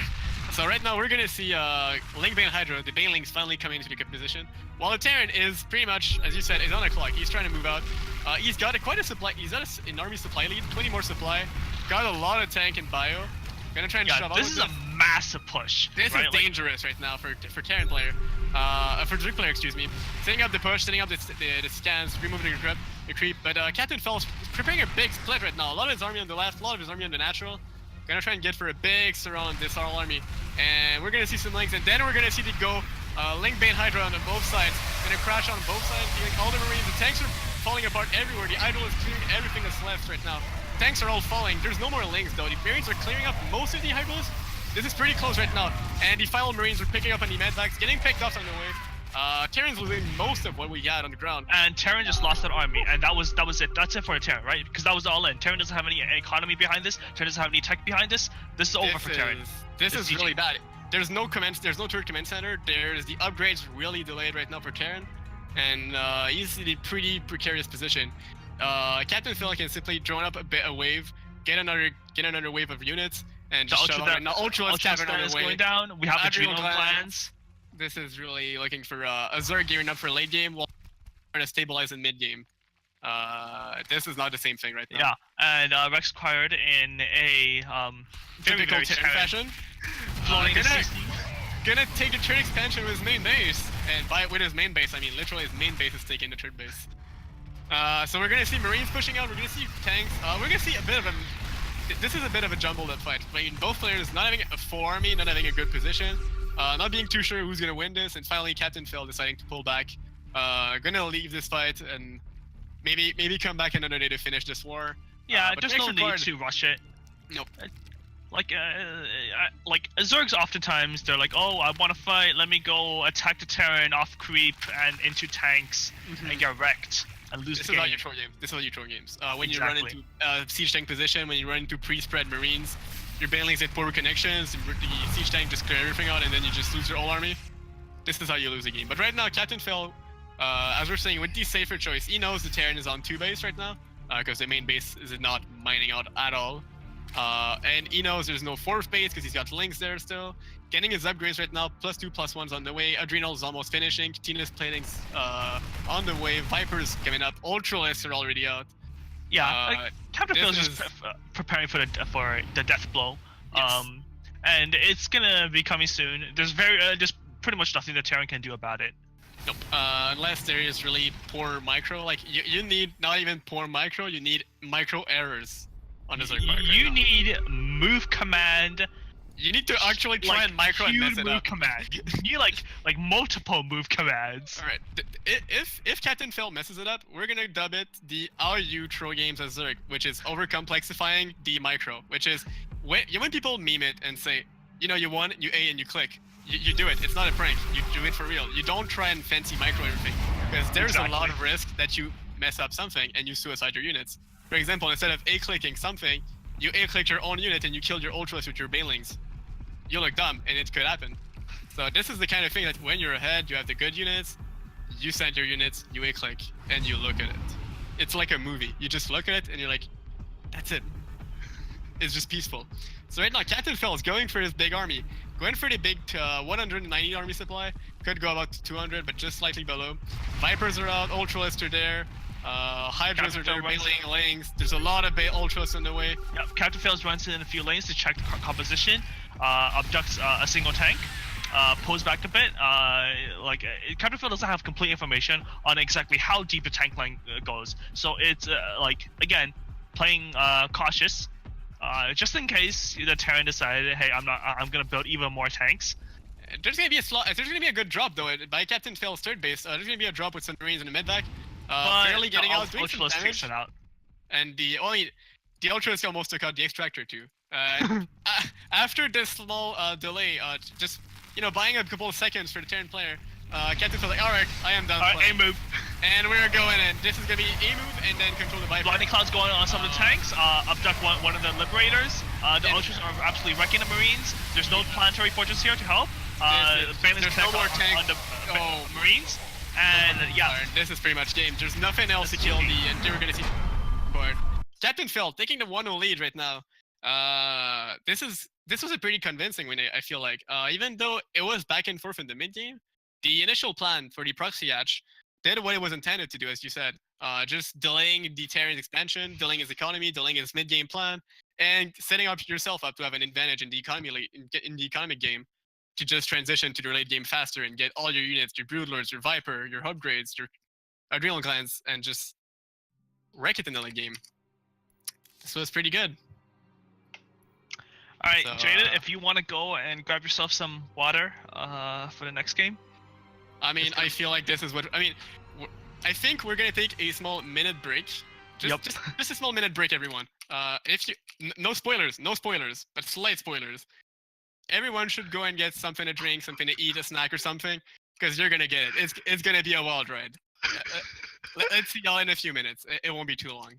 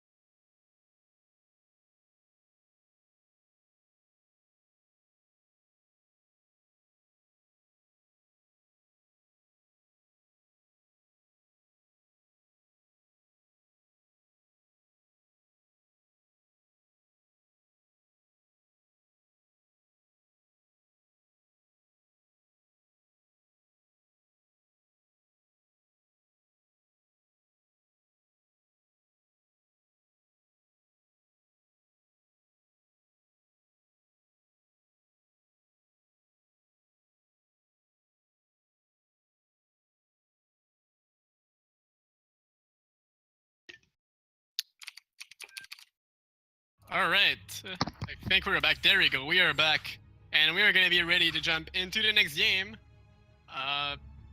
For the ace match, game number 2, between Captain Phil and Rex Required. We've just had game 1 being an exciting CVT. We had a proxy hatch to start off things, and then finishing off strong for Captain Phil with a Lingbane Hydra Viper Ultralist composition, doing lots of damage to these tanks. And now we're going to be jumping to game number 2, which I hope is going to be as exciting as game number 1. Yep. So going into this game, what was your thought Again- process before the game? What was your thought process before the game? What was going on? my thought process, it was to execute my early game extremely well. Go into mid game with a super strong economy, and just like play the game very clean. And so like to prepare for this, I actually did like lots of like practice in like a empty lobby, just doing my build, right? Like making sure that I don't fuck it up. All right. So I hope we're gonna see some clean execution in this game number 2, and we're gonna start by transferring players into the map. Spawning in the bottom right, it is the person we've been bottom right. It is Bottom Captain Phil from SC Swarm. Yes, that's what I've said, right? Bottom right. I think you said bottom left. Maybe I'm just We tripping. may be getting tired. It's not too problem. It's nothing too problem. And can you introduce our top left player? On top left, we have Born Gosu's Rex Required, the Terran. We're gonna try and see if Rex Required has some plans, some special plans prepared, because he's got to claw back his way into this game. For those so- not too familiar with this, CTLs is ace match is a best of 3 between the 2 players. Go ahead. So again, we have Captain Fail scanning for any proxy Raxus. Just a safety check, and Rex Required is just doing the standard. I believe, I'm not sure if it was a gas first or a barracks first. I kind of missed that. Yeah, and this is just a normal game. 17 hatch, 18 gas, 17 pool. Captain Fail is moving out a drone to the third. Oh no, that's just a proxy drone. That's the proxy drone scouting it. This is way too early for a third hatch. If this was your third hatch read, I mean, there would not have been a pool there. It would have been the good old three hatch before pool, which I haven't seen in 2018 yet, I think. But yeah, I mean, we're gonna see standard openers for both sides. We see Reaper expand on Rex Required side, going for the command center, the overall command, the Reaper, with the SCV Scout at that moment, which is quite a late SCV Scout, to be honest. But it's just there to make sure there's an expansion. It is as late as you can get for the Scout. It's to make queued sure up to there's no just check the natural and then to go home. Yep, So Rex exactly. Requires sees that the hatchery's finished, so Rex knows that it's a standard build, nothing to worry about, no proxy hatch this time. Exactly. Now we do see a drone going out, and it's queued up to go behind some rocks over here, Yes. to hide from the Reaper. This is a really good thing that most Zerg players should learn to do, and like exactly right now we see Rex doing it. The Reaper is gonna check to make sure there's no drone behind the middle line, because you're gonna try and get that. Rex couldn't find it. It's not gonna find it, because normally this Reaper is gonna poke up by the natural, and you're gonna see the drone about around 30 supply to get the third base up. And sometimes the Zerg have been adapting and sending the drone earlier than this, behind the mineral lines to hide it from the Reaper. And then the Rex. Reaper is gonna try and see it, but then the drone's even further behind. So now he misses entirely, and then the hatchery gets planted anyways by Captain Phil, and the Reaper is gonna go a bit further back, a bit sad, like, oh, I had this one mission and I missed it. I failed it. Yeah, Or a so Reaper. on the Terran side, we see that Terran's opening with the 1-1-1, and Terran's getting some Hellions out. There's no Marines up, so like Terran doesn't really plan on like stopping any scouting or anything like that. Just playing standard. I don't really care if you see anything or not. And on the Probably Zerg gonna go side, maybe for a mid-back drop with aliens or something. Yeah. Zerg side is, I mean, we see just one gas, some some lings, some queens, some drones, more just the drones. very standard stuff.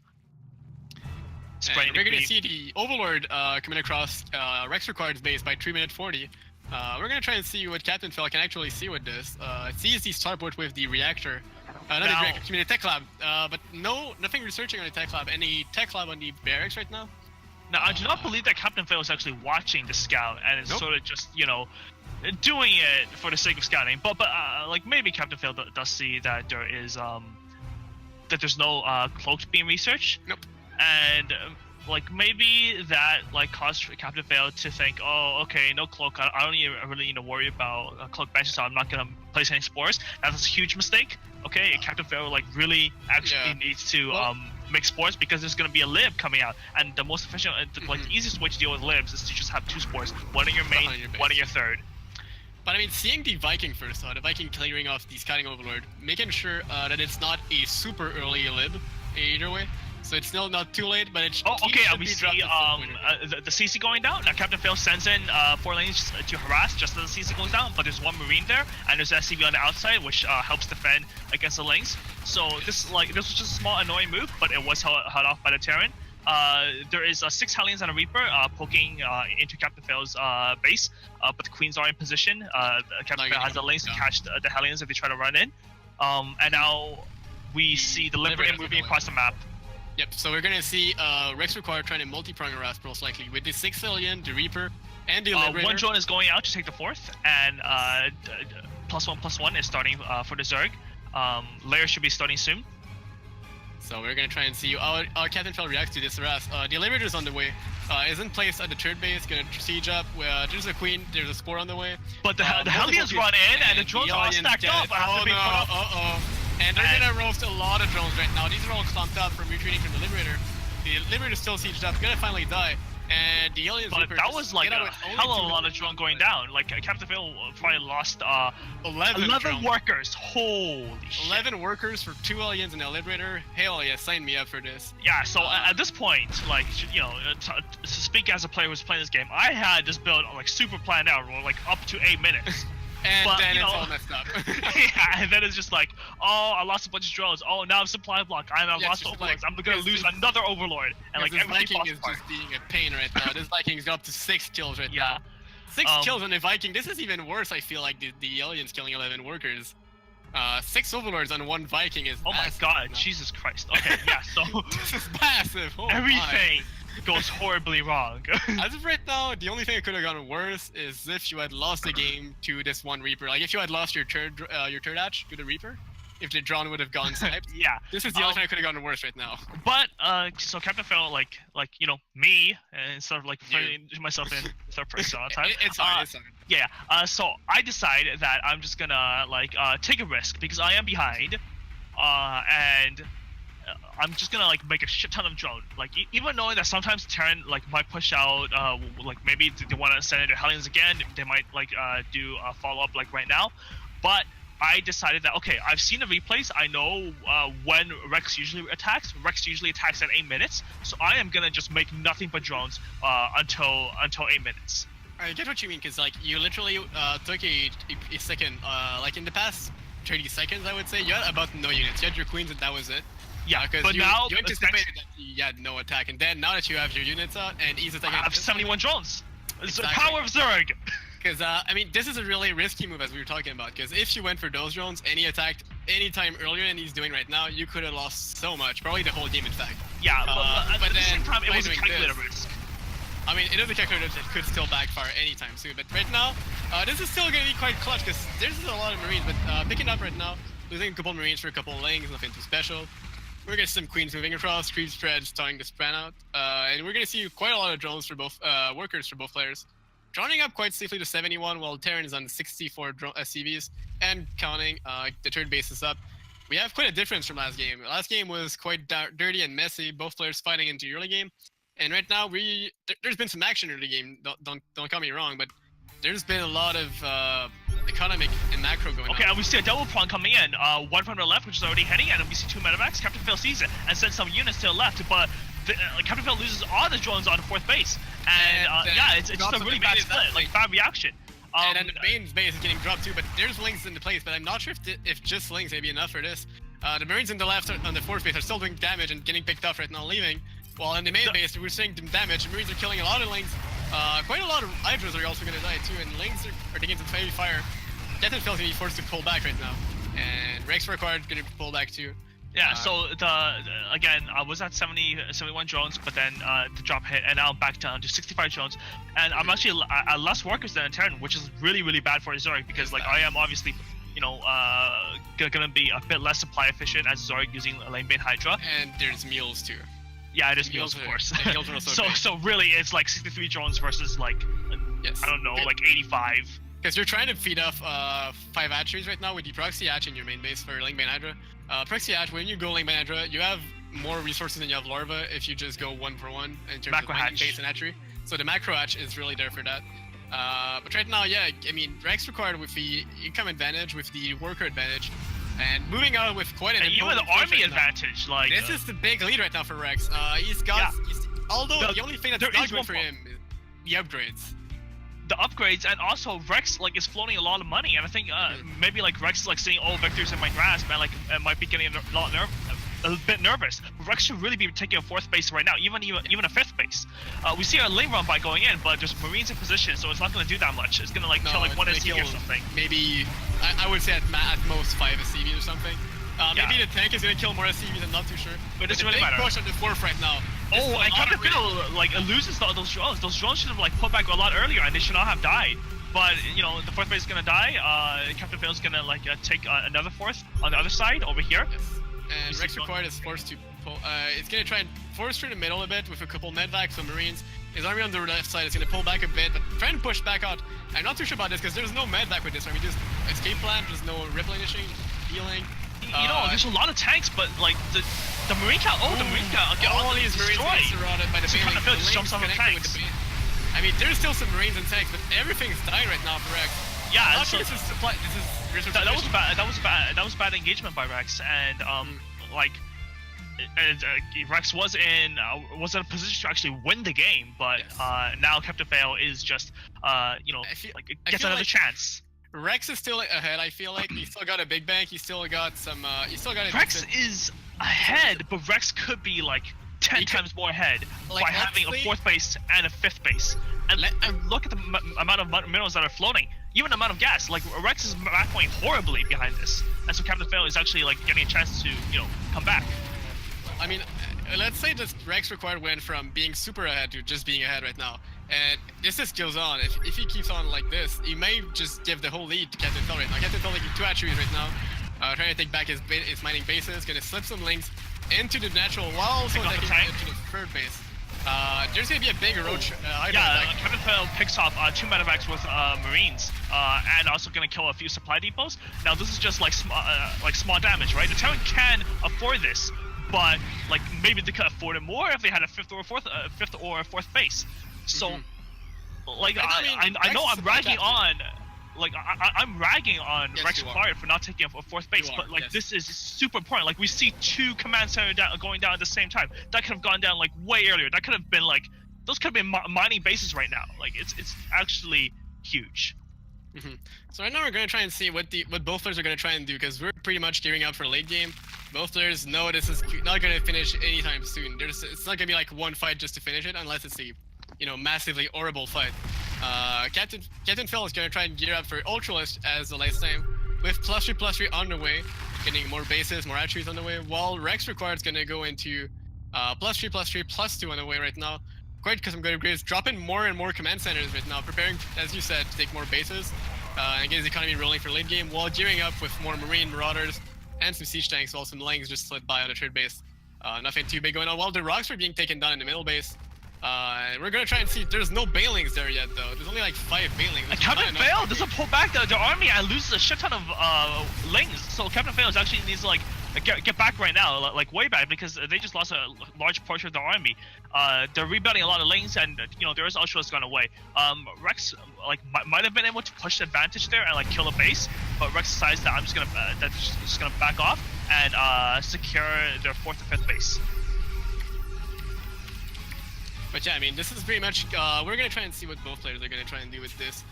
Both players are gonna try and deal with the varying economies right now, as Captain Phil has way more bases than Rex. Rex also getting some. Is finally getting his 4th base right now, which is gonna be good for Yes, him. and also Planetary Fortress, his big army. Also, Rex has another 50 CC, so like Rex is definitely like getting their economy established now, but it's no longer an economic lead. Yeah, I mean, we're gonna try and see Captain Phil still poking up, probing up with some links, sending links to the still wall. It's no army pushing out like from this way. Small group of Marine in the middle of the map, just sitting on creep. Not too sure what they're doing there, just chilling by. And the Ultralists are coming out right now. Continuous plating is done in like a couple seconds. We're gonna see. We see 2 everything drops pretty over much. here. Mhm. They're gonna be moving across the map to take out small the drops. base over here. Yep, to just queue for the up. 4th base. And Captain Fail has lane on the left side, but they're not on the edge, so they're not gonna actually spot this medevac. So Captain Fail isn't gonna react, and this drop could get a large amount of damage done. so I mean, either he needs to react to this drop that he hasn't seen yet, which would be hard, or he needs to deal some massive damage in the middle of the map. Because if he loses his fourth base again, this is still gonna be a lot of drone dead, and an hatchery, which is gonna be another mining base down. But Rex Record's got a really good position there.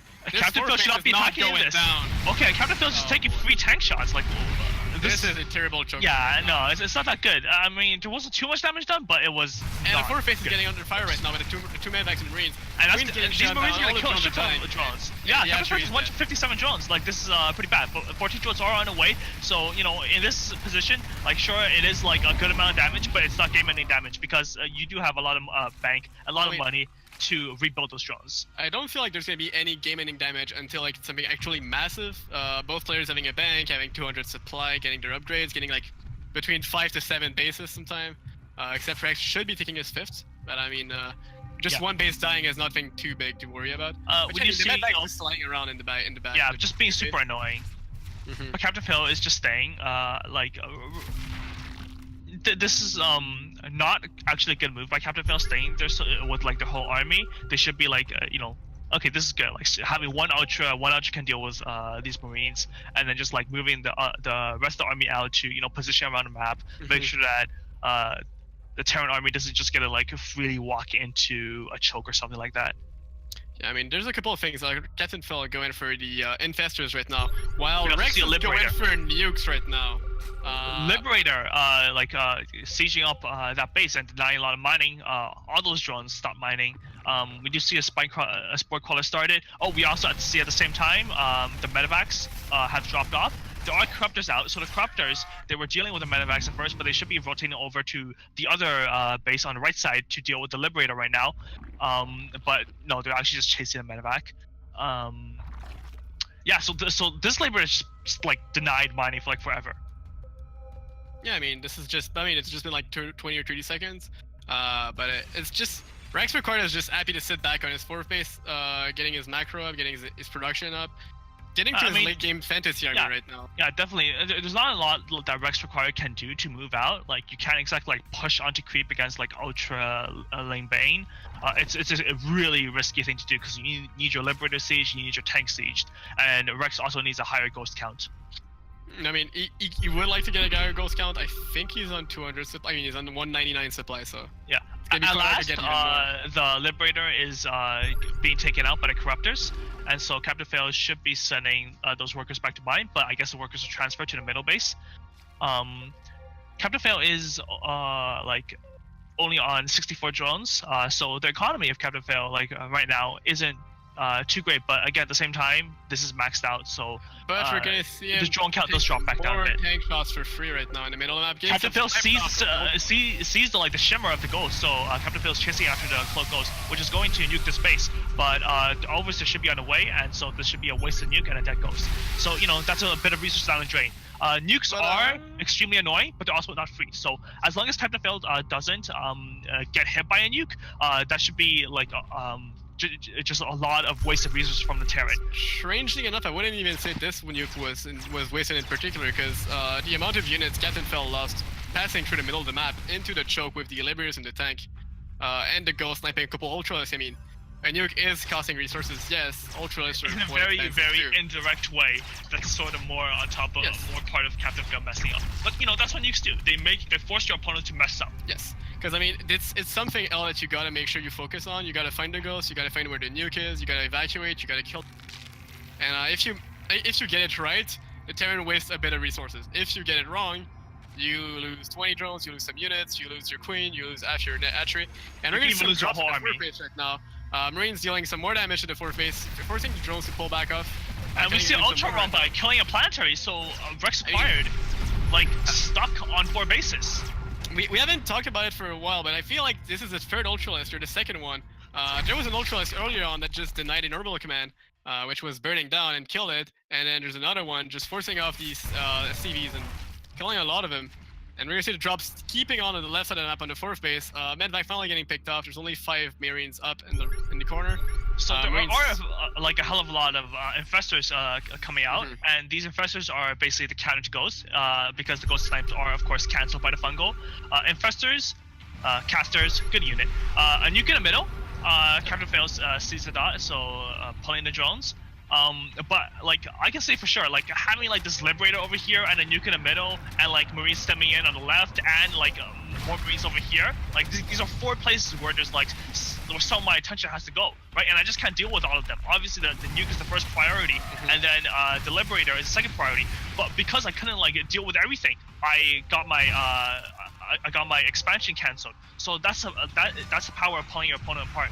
And we see another nuke in the middle, and like I'm like, you know, again having to check every base, freaking out a little bit because nukes are everywhere. Of course, again I do And move out. EMPs on the infestors. EMP on my really good infestors by Rex right now. Yeah, like this is just what happens when there's nukes everywhere. Like I can't like pay attention to my infestors and make sure that they're not exposed. But I feel like what's going on right now is that Captain Fell's really in the back foot, and Rex requires taking the advantage, the initiative, to just keep on pulling threats left and right, pulling a medvac there, pulling a liberator there. As you're talking about ghosts on the different side of the maps, and well, we have a weird face-off here.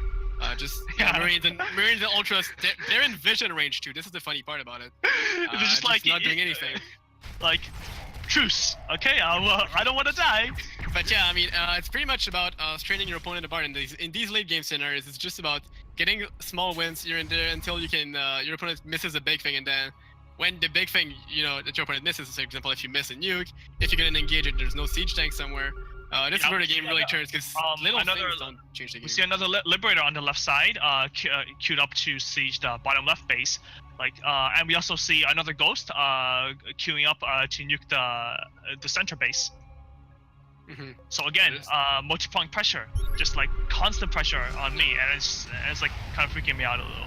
And I would say at some point it's about just trying to break this cycle of you getting attacked and go in for the offensive yourself. Yeah, and that's what I'm doing on the top right. Exactly. I kill the ghost with my lings, and like I don't really deal with the liberator right now. I do send some hydras there, so I just leave them to deal with it on their own. But the broodlords are sieging up. There are ghosts over there, but I do have infestors, and now I should be moving out my infestors and not fungal the ghosts, so my broodlords don't get sniped. There was an amazing fungal there, and all the ghosts just die. That was a great trade. I killed the base. I killed a hell of a lot of ghosts, and I killed a few liberators. So yeah, this is a pretty decisive move by me. So even though I was like taking small bits of damage there, like I do like one big attack and do a lot of damage to a Terran.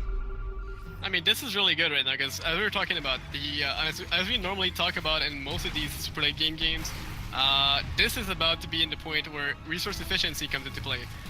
Whether you mine out your aftermath, whether you mine out some resources from your opponent's aftermath, if you get your trades in effectively and stuff. Because right now, Zerg is about to mine out most of his map. The main base is mined out, the natural is mined out, the third base is about to mine out. We still see a liberator over here, like wrecking my drones. I mean, this is really just... And the ghost getting the snipe on the broodlords, a lot of broodlords dying right now, and Captain Fail is making a really terrible decision, attacking into the fortified position. A lot of resources lost right now. Infestors, broodlords, and Ultras just dying left and right now. This is really bad, because this position right here from Rex, that's a YOLO Zerg move. This is just, we see siege tanks, we see liberators, we see ghosts, Vikings. This position is not being break down anytime soon, and we're gonna see a nuke for creep tumors right now. Yeah, and I'm like, whoa, where's the nuke? Where's the nuke? It's on your creep tumors. Yeah, it's like nowhere.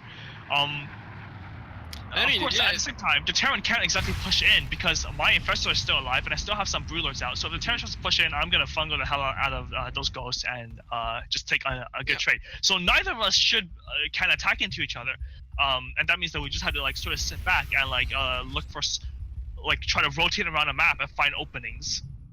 Yeah, I mean, right now I feel like Rex Required is taking a small lead right now. Getting his economy back, getting in the bases he couldn't mine from, while Captain Phil is mining out some of his bases rapidly, I would say. And units lost that. If you take a look at the units lost right now, it's starting to slowly favor Rex Required right now. More and more resources lost for Captain Phil. About 6,000 minerals lost more. It's really the gas that matters at some point, because the army is so gas intensive right now with all these infestors, all these broodlords. Don't discount minerals. Like Zerg army is gonna be pretty mineral heavy. Now we see another nuke on the left side where the army is, An overseer is on like a very long patrol path, so the overseer just one past it, and Captain failed.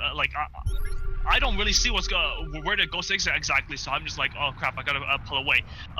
Eventually, I do find a ghost. Like after this nuke goes down, I move to the left and I see, oh, there's the ghost right over there, and I kill it. Again, because I pulled my drones, there wasn't much resources lost, but it was still attention. Attention is also a resource, so that was lost. I mean, especially since the game is going really long. I mean, we've had a 60-minute, quite extensive game lab for the game Yeah, one. We're going into it 25 minutes with quite a lot of action and nukes all around the map. As you're talking, attention fatigue can't get into play right now. Yeah, and mental stamina for both players. Like, I haven't been taking a lot of damage from nukes, but the Liberators, I have taken a lot of damage from. Now, I think we're gonna see the here is where I am not too sure about this engage. I go full YOLO, and I just use all my infestors. I mean, most of the Zerg army right now is dying, but the infested Terrans are gonna clear every Viking and Liberators right now. The Ghost, but it was like not worth it at all. Like, I do not think it was worth it at all. I feel like this is not worth it, but it's not too bad since the Ghost also died right now. The Ghost, never mind, they weren't dead. They were just hiding back. Yeah. They were just hiding back, and there's still the position with the tanks right there.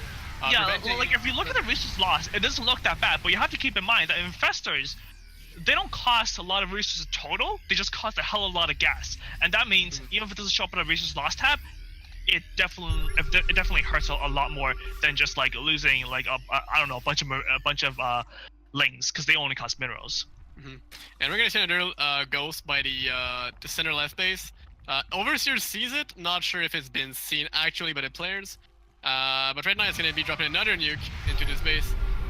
Eventually going to get even more damage. While the Terran is trying to move out, some ghosts getting picked off, some missile turrets being built. We're going to see some contestants going really far right now. Dropping a good fungal there, but the nuke dropping into the center left base. Ghosts picking up. Thankfully the drones were close, so they didn't actually do any damage. Now another nuke over here forcing the army back. This is just like get the hell away from me. Just a zoning nuke, yeah. Simply just nothing special, just making sure Terran can reset the engage, set up his position, starting a missile turret line right now to prevent the corruptors from just moving around freely, and the overseers too. Keeping on with the production right now, both players trying to keep as close as they can to 200 supply while maintaining some economy. Ling's running by, but a planetary fortress just denying it everything on the top left side. And right now, as we're talking right now, it's just about mental strain, I would say. And so for both players, because I realized that on the left side. I'm not actually getting anything done. I just YOLO'd into our army, did absolutely nothing. But then I see that the top right base is being set up, so I'm thinking of moving to the top right to take out that base, where I can actually do some real damage there. A random ghost dies. I mean, he's not the first, and he's probably not the last. Oh, another ghost dies. Like these ghosts, they are deceptively expensive.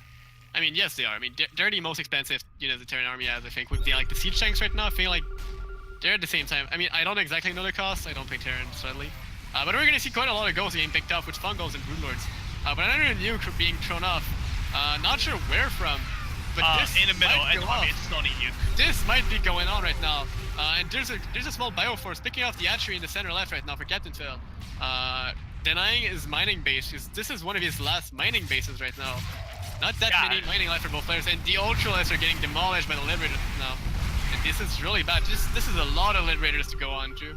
And the Broodlords are going to start picking off at the Marauders and at the ground forces, while the Ghosts are going to come up for steady shots. Oh boy. They're going to snipe all the Broodlords, because like as I'm pulling my units back, right? Like I'm pulling everything back instead of like just pulling the Broodlord back first, and while keeping my infestors out front to make sure the Zergs, to make sure that the Ghosts don't run up and snipe my Broodlords. But instead, my Broodlords fall behind, they get picked off, and I lose like pretty much all my Broodlords because of that. And now I'm gonna lose both my other Broodlords, or one of my other like remaining Broodlords, to the Ghosts running forward again. Yeah, exactly. It's getting to a quite messy game right now, where players are just trying to trade off some economy for some economy. Captain Phil not having his what is it? It's the 7th hatchery right now set up, just getting it started back again. While the top right base is getting assaulted by a lot of stuff. We're seeing Ling, we're seeing Bane, we're seeing Hydra, we're seeing not Hydra, excuse me. We're seeing Ultralisks. Finally demolishing this planetary fortress, denying the mining. But well, at the same time, Rex is gonna move out in the middle of the map. Some Marauders killing an Ultralisk. We're seeing some Bioforces moving around. Yeah, look at that. 2 Marauders versus Ultralisk. Come on. I mean, this was 5 Marauders at the beginning. Okay. Alright. But yeah, I mean, we're seeing Vikings clearing off some units, and we're gonna see a big push towards the third base of the Terran player.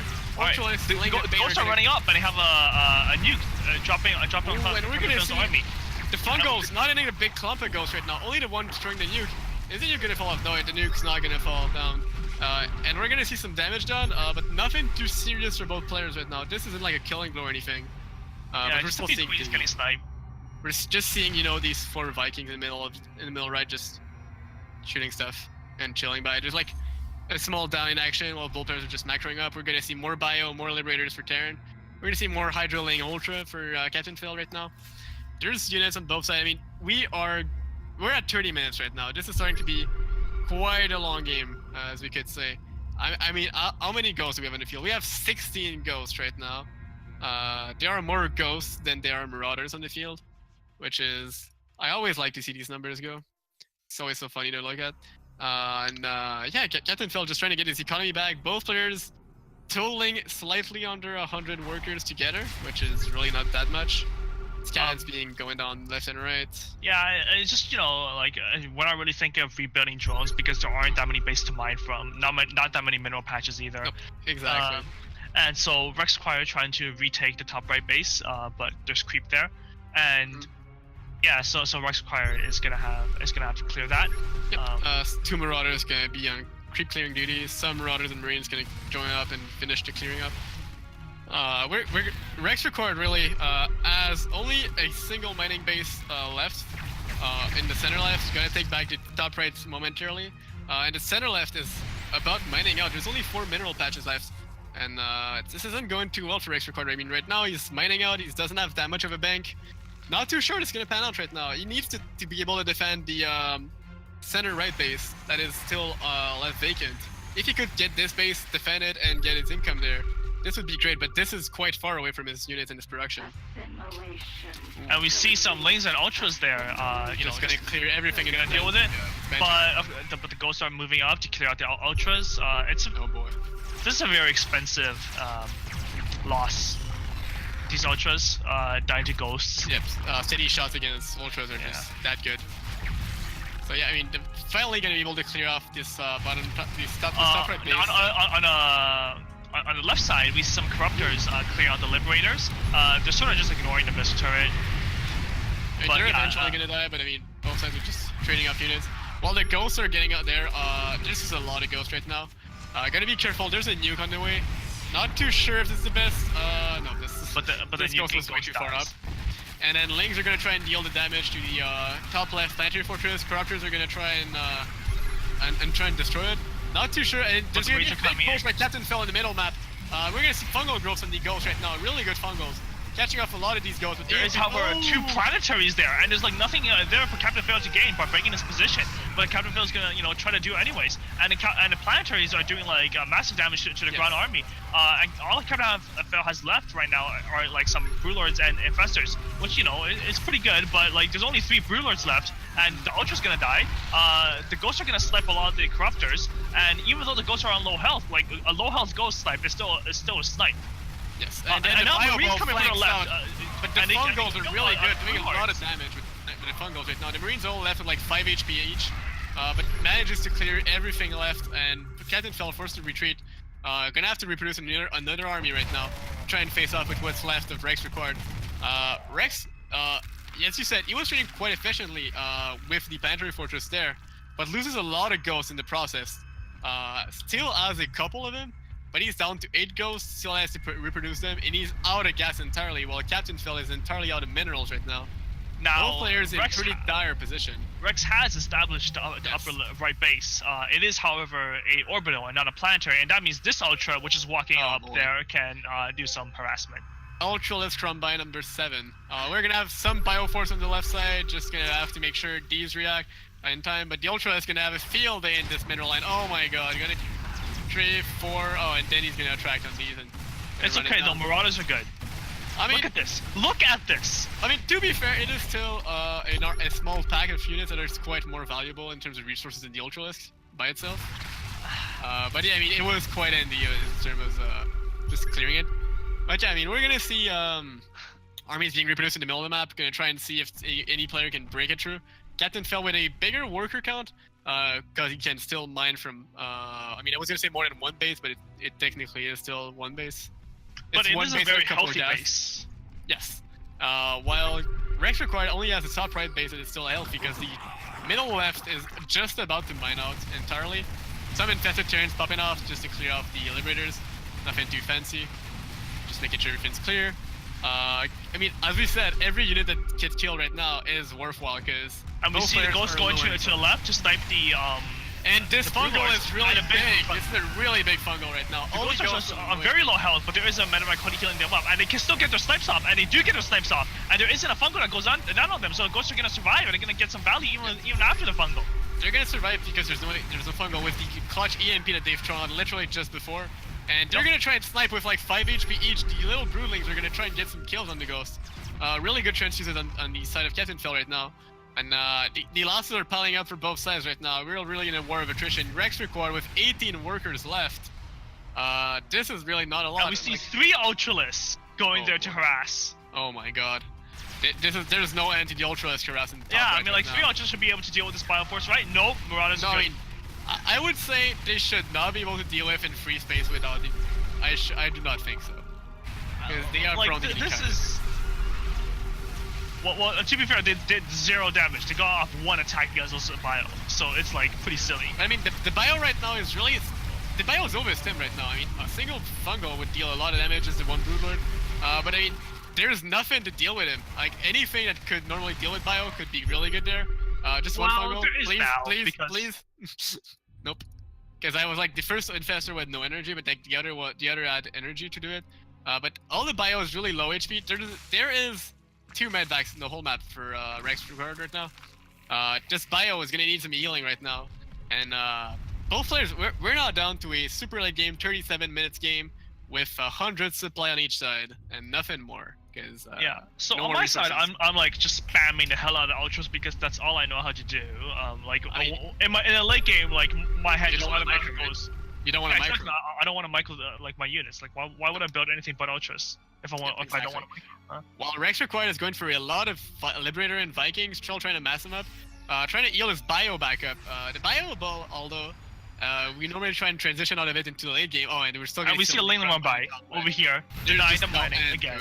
There is no end to the link run buys right now. This is just insane. This top right base is about fresh, like 100%, and this is just never And now ending. we see a bio push with no medevacs onto creep, and they're like at half health. There's 2 medvacs with no energy, and there are like some ghosts. I feel like this is desperation push from Rex Required right now. Yo, He has to do something because he's and got. I have 4 Ultras and like a hell of a lot of infestors. So what I'm gonna do is I'm gonna like fungal the bio, neural the liberators, and then my queens are gonna transfuse the Ultras, and then I'm gonna deal with the liberators with my queens. And this is a pretty well engaged fight with the fungals doing a lot of damage in this fight. The bio ball really clumped together, and the ghost not able to get any steady shots with the fungal off. And the liberators didn't finally. do anything either after the neuros. They got some shots off, but nothing too great. And I also neural the Viking just Yeah, to I kill mean, with my queens. At this point, it's just like for fun, because, you know. And Rex now stuck with 23 supply, no income, no nothing right now. I feel like he's got lots of buildings, and that's pretty much all he's got. Yep. It's gonna be pretty tough, and we still have some lanes denying the top right bases.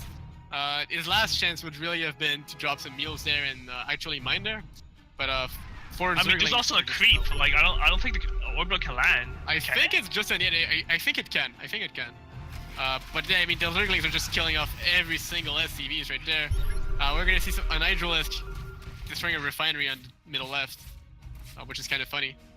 And the Liberator is finally clearing these Zerglings, but yeah, there's one ghost in the middle left of Captain Fell's base trying to run away with his life. Not too sure what's going on there. And But, orbital is not land. Okay, the orbital can land. Yeah. Yep, and then the middle right base has been finally taken by someone, but not the player was expecting. It's been taken by Captain Phil and not by Rex Required. Yeah, Which was really good. the command center was like floating over there. It's like a factory saying, nope, bye. Nope, actually blocking away.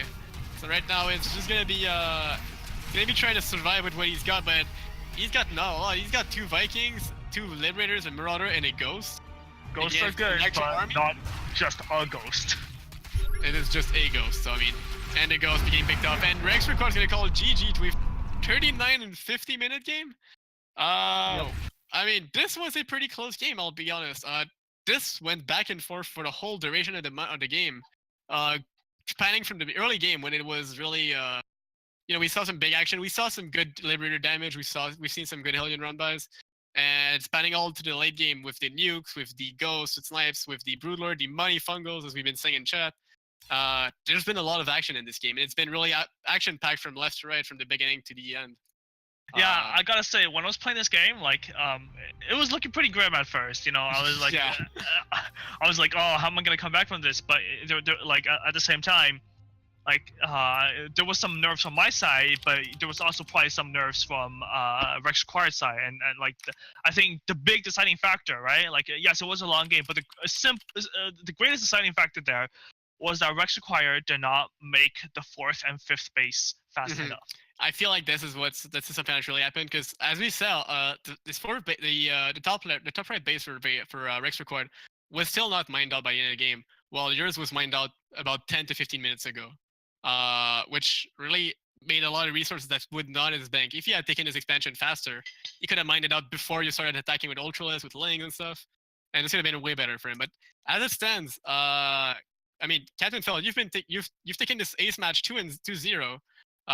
Putting Sc2 Sarm to an 8-0 total score for the series against Born Gosu. That's what I trained for. Didn't want to disappoint. This is as dominating as it gets as a series. And I mean, for those following the CTL rankings, this was, as I remember correctly, it was the #1 against the #2 team for from the Group A, and with an 8-0 dominating of lead, Sc2 Sarm solidating in their lead for #1 spot, going into playoff really soon, and this looking pretty unstoppable right now. Yeah, we're not gonna.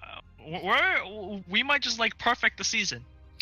I mean, maybe. We're gonna try and see later on, but I mean, this has been quite convincing us so far.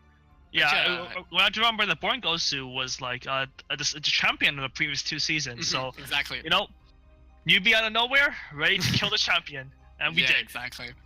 But yeah, that's gonna be it for tonight for the CTL Week 5 cast. There's going to be CTL Week 4 cast. We skipped in the Week 4, sorry, because we wanted to be really with the freshest games that just finished yesterday with Born Gosu. But Week 4 against Tuesday Bacon is going to be casted quite soon, most likely this week, at most during next weekend. It's going to be casted for the rest of the CTL, and the rest of the other weeks are going to be casted, of course, along the way when we do the games. But yeah, it's been a great evening. It's been a great cast. How have you been feeling with these games? Any thoughts on the cast? Any thoughts on the evening? The series, the games? So 15 hatch, good build. One those coming. Also, shout out to my AIVNA teammates, Powerful and Kudralisk, who helped me prepare a lot. Again, shout out to Ellie, who helped me scout Rex Required. That game, sure, the early game didn't go great for me, but if I didn't have the scouting, I think I would have just straight up died. Yeah, I get what you mean. So for my personal channel, I mean, thanks to everyone who tuned in into the chat. Thanks to for Chobo Team League for hosting this great team event. It's been really fun playing so far. It's been a really great event, great organization. It's really just great to see it. Thanks to people in chat. I mean, Wangsta boy, don't underestimate Valigy. I mean, we're gonna see when we get to the playoffs, when we play teams from Group B. We're gonna focus on our group so far, not gonna try and go too big, but we're gonna see when we get there. But thanks for hanging out in chat, and yeah, I mean, thanks to everyone who was there. We're gonna be wrapping up the stream so far. It's been we've been three casters for tonight. It's been me, Jaded Shark. There's been Captain Fell who's with me tonight. There's also Dreamer that was there just a bit before, and also Beardy who's been doing the production, the observing, and helping us a lot with most of these things tonight. But yeah, it's been a pleasure having you guys around, and we'll see you guys for next cast. Goodbye.